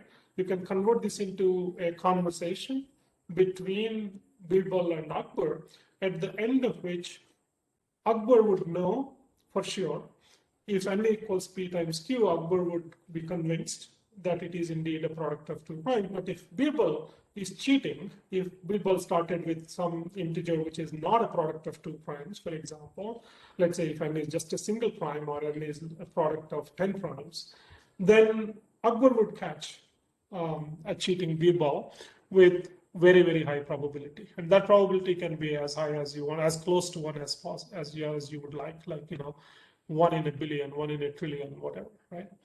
Oh, okay, that's the concept of zero-knowledge proofs. I hope I explained it in an understandable way. If you have any questions, please feel free to ask me. And this is kind of, as I said, it's one of the core concepts in cryptography, but it has a tremendous number of applications. And I will not go into all the applications, but I will go into one of the applications that has become extremely important in the last 5 or 6 years. And that comes from a version of zero-knowledge proofs called zk-SNOX. Some of you might have heard about this, but I will define what zk-SNOX is. Right? So first of all, the first ZK is zero-knowledge, which I hope by now I have explained to you.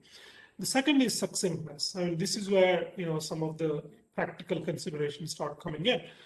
What this means is that the proof that Birbal communicates to Akbar should be very short. It should be much shorter than the computation itself. Okay. Here, if a program is running for an hour, for example, to compute something, the verification should not take 1 hour. It should take significantly less than 1 hour.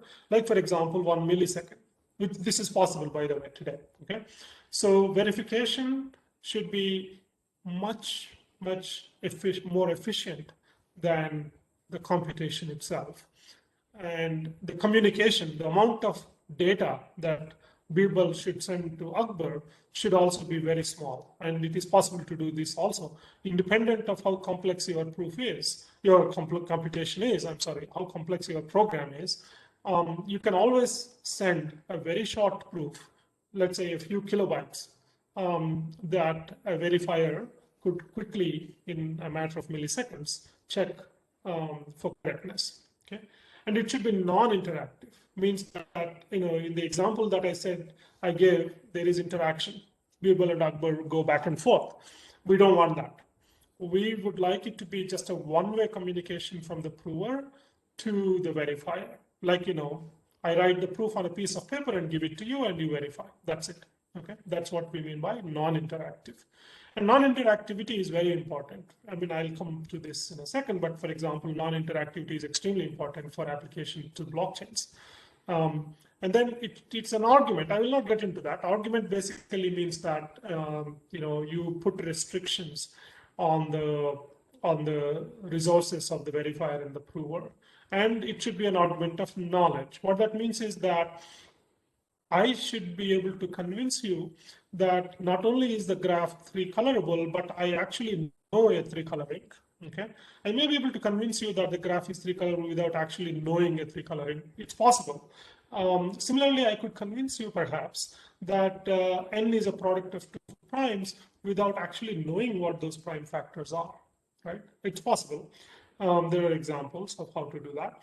But the knowledge part says that I should really have to have knowledge of the witness, knowledge of the primes P and Q in a zk snort. So those are the parameters, or those are the cost metrics, if you will, of zero knowledge proofs that has become very important in a number of applications. Again, I'll skip this slide for just 1 second. I'll come back to it in a minute. Yeah. Now, the most interesting thing about zero knowledge proof systems that happened in the last 5 or 6 years is that it has exponentially rapidly went from theory to practice. So it has been a theoretical cryptographic notion for maybe for a couple of decades, maybe even to more than 2 to 3 decades. But in the last 7 or 8 years, things have picked up a lot. And this is the reason why I'm talking about it. And this is the reason why I think that research proposals around this topic would be very interesting, because this is one of the new frontiers in cryptography. Is that now you could put these concrete numbers that I'm showing you on the slides, right? So for example, with a 1 million gate circuit, I mean, think about programs and circuits as essentially the same things. I don't want to go into those details now, but you could generate a proof in 800 seconds. The proof size, like I said, is a couple of hundreds of kilobytes. The verification is only 8 seconds, so 100 times more efficient than computation. I mean, the proving time and computation time are roughly comparable. Right, and but if you take the Libra, so these are all names of zero knowledge proof systems. There, prover spends 100 seconds to generate the proof. Again, roughly computation. Computation takes 100 seconds, but verification only takes 0.1 second. That's 1,000 times more efficient verification. The most important one is at the bottom, which we call which is used in something called Zcash, and I'll talk a little bit about Zcash. And here it's really, okay, actually, let me just go there, right? So Zcash is I mean, there are a bunch of other things here, but Zcash is one of them. Zcash is a blockchain, a cryptocurrency blockchain. And I'm sure everybody heard about cryptocurrencies and everybody heard about blockchains. But one of the interesting challenges in blockchains, cryptocurrency blockchains like Bitcoin and Ethereum, is that transactions are public by default. Everybody knows the details of transactions. And they are also not exactly anonymous, right? I mean, the identities are public keys, but the identities are known. Who is making what transaction is known, and the identities can actually be revealed by doing various kinds of attacks. So I won't go into those details. So cryptocurrencies like Bitcoin and Ethereum have 2 problems. One is they don't have strict anonymity. They have something called pseudo-anonymity, but they don't really have anonymity. And they don't have confidentiality. The confidentiality aspect is extremely important because in real life, you don't want the details of your transactions to be revealed to everybody on the blockchain, okay? So how do we bring anonymity and confidentiality to cryptocurrencies? And one way to do that is to create zero knowledge proofs of transactions, correctness of transactions. I mean, let's just focus on confidentiality. How do you verify correctness of transaction on a blockchain? I mean, again, I won't go into the details of the blockchain, but basically you have to validate that the transaction is correct in terms of account balances, that there is sufficient amount of money or cryptocurrency in the sender's account and compared to the transaction, amount of transaction, and the recipient account is indeed a valid account on Bitcoin network or Ethereum network. And then there is a whole bunch of other checks that you do in order to validate a transaction. For example, you do proof of work check in the case of Bitcoin or Ethereum, and you do have other kinds of verification. Consensus verification is what we call call those things in a blockchain, right? In a blockchain, a bunch of players, a bunch of nodes have to do a bunch of computations in order to verify the validity of the transaction. And then once they verify the validity of the transaction, they add it to the blockchain, and then that transaction becomes official, right? Now, this computation of verification of transactions it reveals the details of the transaction as well as balances and so on. And we would like to, I mean, if I'm making a transaction, I would like to hide those details from other participants on the blockchain. And that's exactly a zero knowledge proof, right? So I take the computation that is verifying the transaction, like I illustrated earlier, I just convert this into a zero knowledge proof, and I write the zero knowledge proof on the blockchain. So I would write the transaction, but I'll also, I mean, I'll write the transaction in encrypted form, obviously, otherwise there's no point. So I'll encrypt the data of my transaction, and then I'll write a proof, correctness proof of the validity of the transaction in zero knowledge, right? And so other people will verify, and since the verifier doesn't have to know the secret data that goes into the computation, which in this case are transaction details, it's possible for any verifier to anybody on the blockchain to check validity of the transaction, and then they do it. Okay, so that's one application, and there are lots of other applications. I will skip those and go to the last slide here, which is in what we call decentralized identities. Somebody was going to talk about decentralized identities today, but in decentralized identities, one of the things that you want to do is a selective disclosure. For example, you want to show your driver's license or Aadhaar card or whatever, and you want to show to somebody that you are older than, prove to somebody that you are older than 18 without revealing all the information on your Aadhaar card. For example, you don't want to reveal the date of birth. So date of birth is your secret input to the computation. Of course, from date of birth, you can do, you can compute the age. So, so the computation is just verifying, age given date of birth. But date of birth is the secret that you want to keep in zero knowledge. Okay, so that's another example, and there are lots and lots of examples. So these are, some typical examples of how zero knowledge proofs could be useful. And like I said, succinctness is obviously important in all these things. You want the proof to be efficient, and non-interactivity is important, especially in blockchains, because you want to write it and then other people would read it at their own time, right? And you don't even know who is going to read it. So that's kind of how non-interactivity plays a critical role in applications like blockchain. And in decentralized identity, similarly, certificates have to be produced once and for all, and interactivity may not even be an option. Okay, all right, I'll stop there. And like I said, this is kind of an exciting area because it has moved from theory to practice, tremendously rapidly over the last few years. And there are lots of open questions, like the last bullet says. I'll stop there.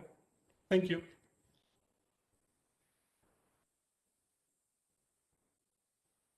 Thanks a lot, Dr. Satya. That was an interesting session. Now we are reaching the end of our workshop. So our last speaker is Professor R.K. Shyamsundar. So let me quickly introduce Professor. Professor R.K. Shyamsundar is a life fellow of IEEE, a fellow of ACM, distinguished ACM speaker, and a distinguished alumnus of IISc. He served as the IEEE Distinguished Speaker and was the founding Dean of School of Technology and Computer Science at TIFR. He is former J.C. Bose National Fellow and Distinguished V Professor at the Department of Computer Science at IIT Bombay. He's also an adjunct professor NITIE and directs Information Security Research and Development Center from the MITI, which is the Ministry of Electronics and Information Technology, from the Government of India, and the Center of Excellence in Blockchains by IIT Bombay. He was awarded the 2014 SN Mitra Award for Excellence in Research by the Indian National Academy of Engineering. He's also a distinguished fellow at the Institute of Development and Research for Banking Technology, that is the IDRBT. He has also been recently honored with a fellowship from the British Blockchain Association. We are extremely honored to have you with us today, sir. Sir will be speaking about privacy preservation via decentralized identities. Sir, have you unmuted yourself? Yeah. Can you hear me? Yes, can sir. Can you see my slides? No, sir. We are unable to see your slides. We are looking at your video right now. There is some problem or what? Sure. Sir, you can email me your slides and I can share them. Why you can't screen? What is the problem here? There is a share button at the bottom of your screen, sir. Okay.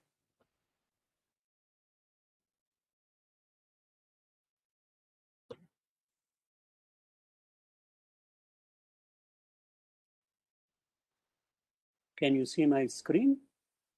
Yes, sir, we can. Yes. As it is late, let me quick so that can you hear me? Loud and clear, sir. Yes. Okay, good. So now I just will be as short as possible without going into many things or the other, just to give a brief.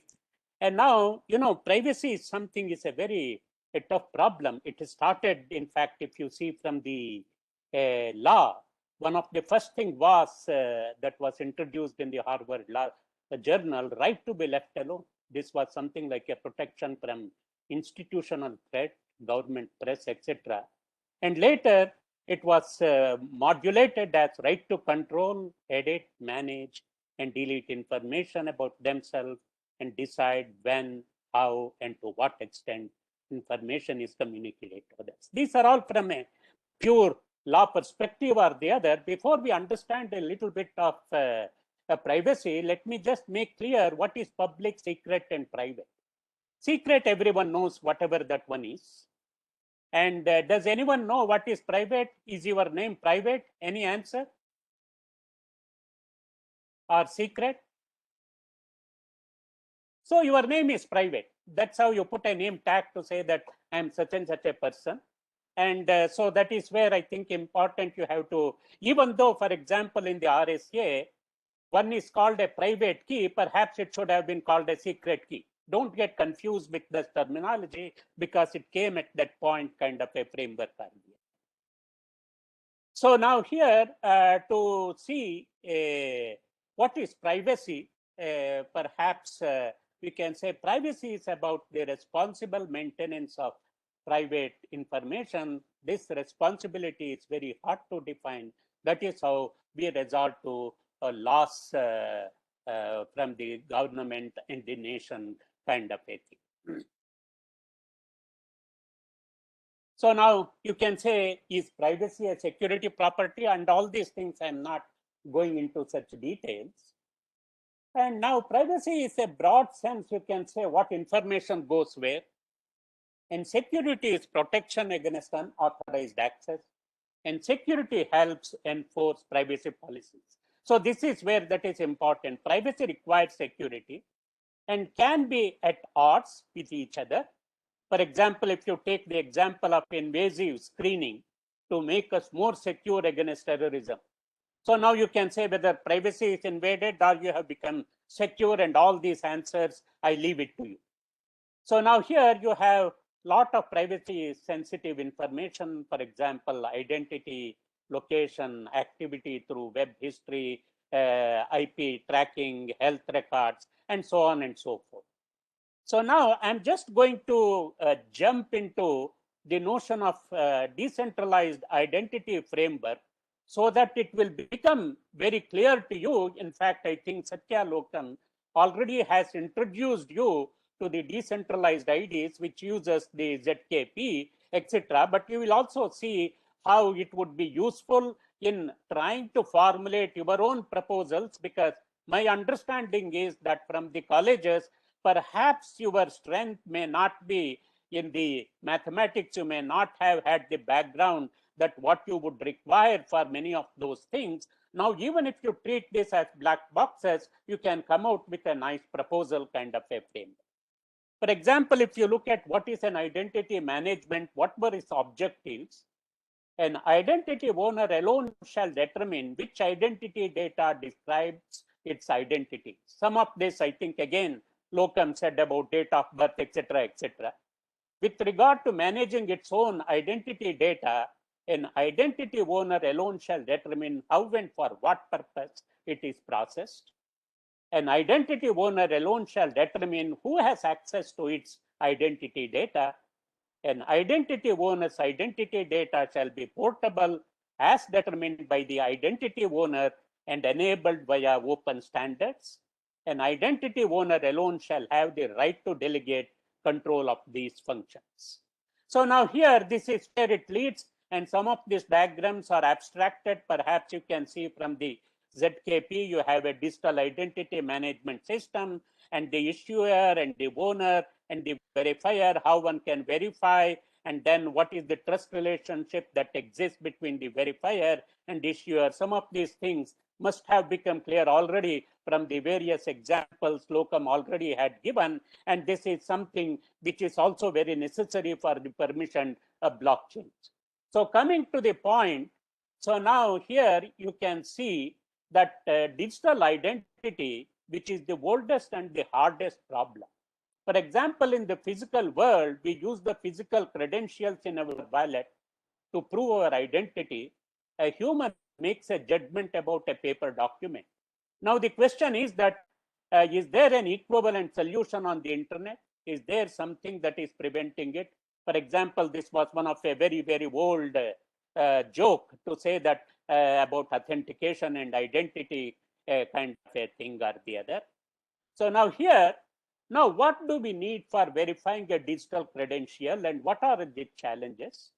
Naturally, we need a standardized format and a standard way to verify the source and integrity of these digital credentials.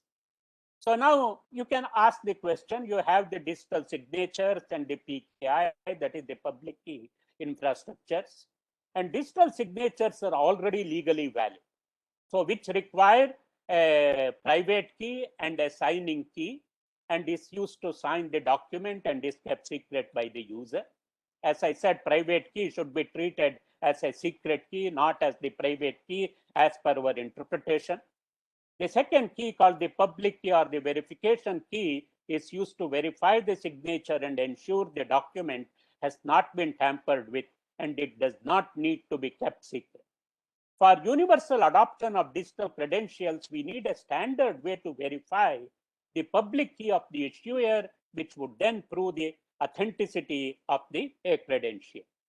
Now, if you look at this, where I think one of the good things is that it has been standardized on the World Wide Web, the standardized format, you have the standardized network packets, enabled the internet, standardized hypertext pages, enabled the web, and likewise the standardized digital credential can enable a worldwide ecosystem of credential issuers, owners, verifiers, and all exchanging interoperable verifiable claims.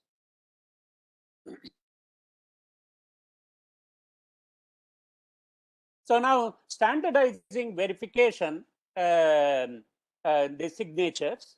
Now the answer would naturally be the PKI. The issue is, what is the fundamental problem? PKI is cumbersome, costly, and centralized. And so now what would be the solution? So now here, the solution is through the blockchain technology, which again, Satya Lokham summarized in some sense while using the Zcash or the Libra and things like that. And now this is the one which is called the centralized PKI, moving to the centralized PKI or the DPKI. So now here, if you see a public blockchain, it's a decentralized root of trust. Nobody owns, but everyone can use. Blockchains replace the trust in humans with the trust in mathematics. Of course, that should be there. So you see, trust is can be only relocated. It cannot be created. So a blockchain is ideal to serve as a decentralized self-service registry for the public keys. With blockchains now, you have the decentralized PKI. With blockchains, every public key now have its own identity, and this address is called the decentralized identifier. Let me see how this window goes down. Yeah. How to get rid of this. Okay. So this address is called the decentralized identifier, which is another standard that is coming from the W3C. And DIDs are the first globally unique verifiable identifiers that require no registration authority. That is the a challenge, or that is the advantage of the notion of trust that was introduced through the Bitcoin. So in that sense, DIDs are an open standard. Any blockchain can create a DID method defining how DIDs can be registered and resolved on that blockchain. So they enable the true or the self-sovereign identity, which is lifetime portable digital identity for any person, organization, or thing that can never be taken away.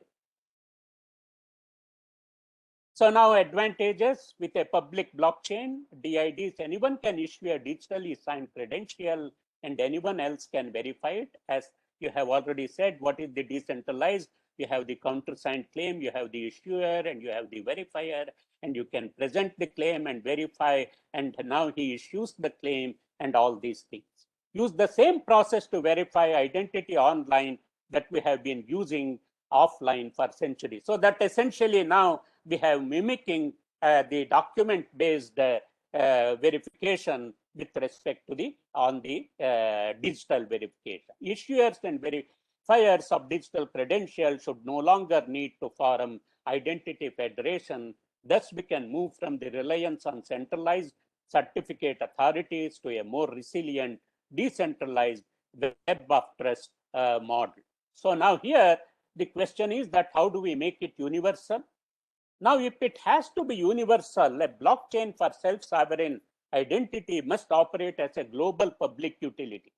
And now if the system is going to work for all identity owners, issuers, and verifiers, it must operate like the internet or the web or the DNS. It cannot be based on proprietary technology or be under the control of a single company or federation. And now, naturally, the starting point must be a public blockchain. That means anyone can enter rather than saying you have to be registered a priori. So now here you have these the advantages. How the sovereign blockchain has been administered has been designed only for identity. That means there is no linking for anything else kind of a thing or the other. And that was one of the issues in the Aadhaar in the early days. Sovereign protocol is based entirely on open standards and open source. Sovereign architecture is designed to address the four major requirements, which are essentially governance, scalability, accessibility, and privacy. As you can see, because of lack of time, I'm not going into some of these details.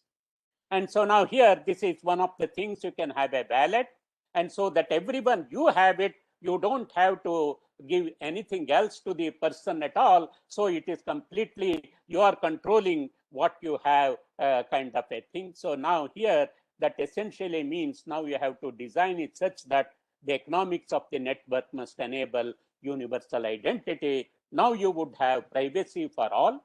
A global public utility for SSI must meet the highest privacy standards. For example, that includes the GDPR.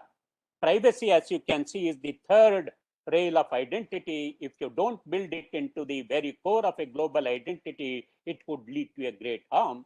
So now here, if you see privacy as the default setting, pseudonymity by default, private agents by default, selective disclosure by default. For example, here is the where this ZKP comes into the picture. Simple anonymization won't work because the inference control, if you look back on the famous Netflix competition prize where they anonymized, and then if you compare that with the another database, IMDG, which is another open public database, you can get a embarrassing mappings to the anonymized names with respect to the actual names kind of a thing or the other. And so that is where comes into the picture. Now, if you look, and from this, you can perhaps lead to the principles of privacy by design, and which is, it is proactive.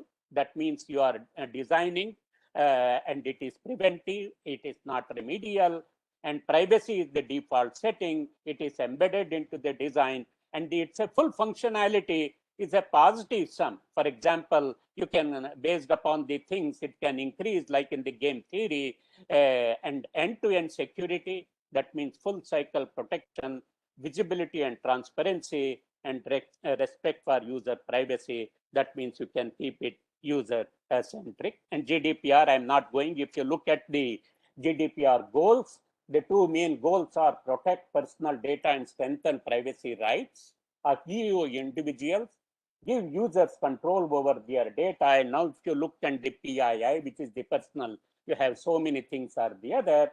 And what are the rights of individuals? You have right to access, right to rectification, right to erasure, right to restriction of processing, right to data portability, and right to object. And now you can see, it can compare to say that how you can compare and how much you can get it from what aspects are there would be an interesting thing here. So I will stop here, and then maybe Vibha, should I go to the next 10 minutes now for the other one, 5 minutes? Hello? Yes, sir. So Professor Gopinath also covered the. Okay, I don't have to do that. Then I can skip. That's fine. Yes, sir. He did cover in detail the tips for writing good effective research proposals. So let me stop here. That's thank it. you so Thank much. you. Thank you, sir. So we have reached the end of our workshop. If you have any questions for our panel of experts, you may share the same. I'm looking at the chat window. For those who have not been able to attend the entire duration of the workshop, this meeting has been recorded and it will be uploaded on our YouTube channel. We'll be providing link to the same, so you may watch it at your leisure. And also, if there are any questions for those who are not currently present in this session, we'll circulate a Google form to collect your questions, and we'll share it with our panel of experts who can provide responses to the same.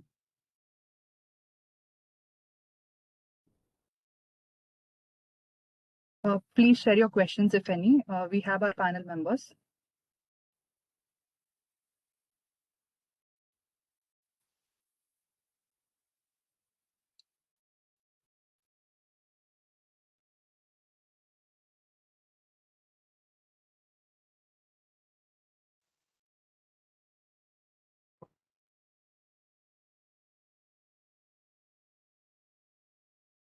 You can unmute.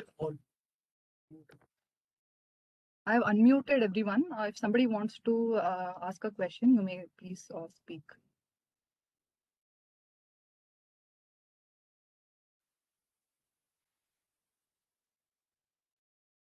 Dear participants, you can unmute yourselves and speak.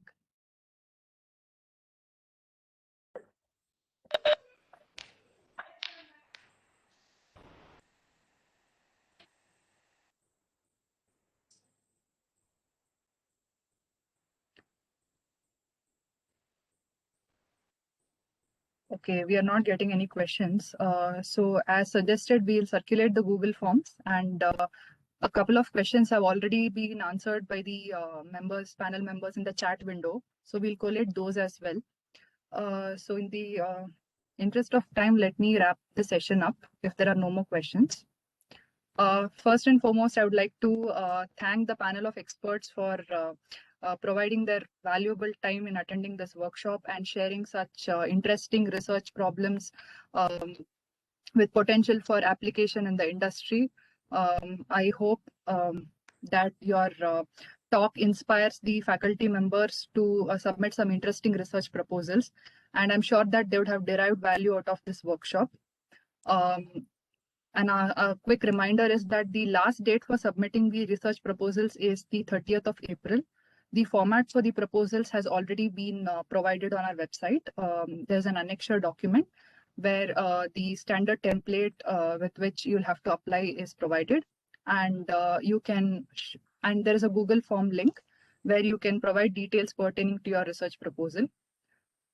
So with that, if there are no more questions, yeah, the recording will be uploaded on our YouTube channel. Abbas will be sharing the link to the YouTube channel in a minute. Sure. Thank you so much. Thank you for joining and have a great weekend. Thanks, everyone. Thank you. Thank you. Thank you. Thanks, Sham. Hi, Veni. Thank you, Vibha. Thank you, sir. Thank you. Thanks for your patience, sir. Thanks for staying for the entire length Almost. of the session, especially Dr. Kulkarni, Dr. Satya Lokham, and Malya sir. He was there for most of the session, and of course Veni Madhavan sir and Shyam Sundar sir. Right on. So we'll reach out to you on the next steps, sir. Yes. Thank you. Okay. Thank you. Thank you, sir. Thank you, Vibha. Thanks, everybody. Bye. Thank you. Bye-bye. Thanks. Recording ಇದೆಯಲ್ಲ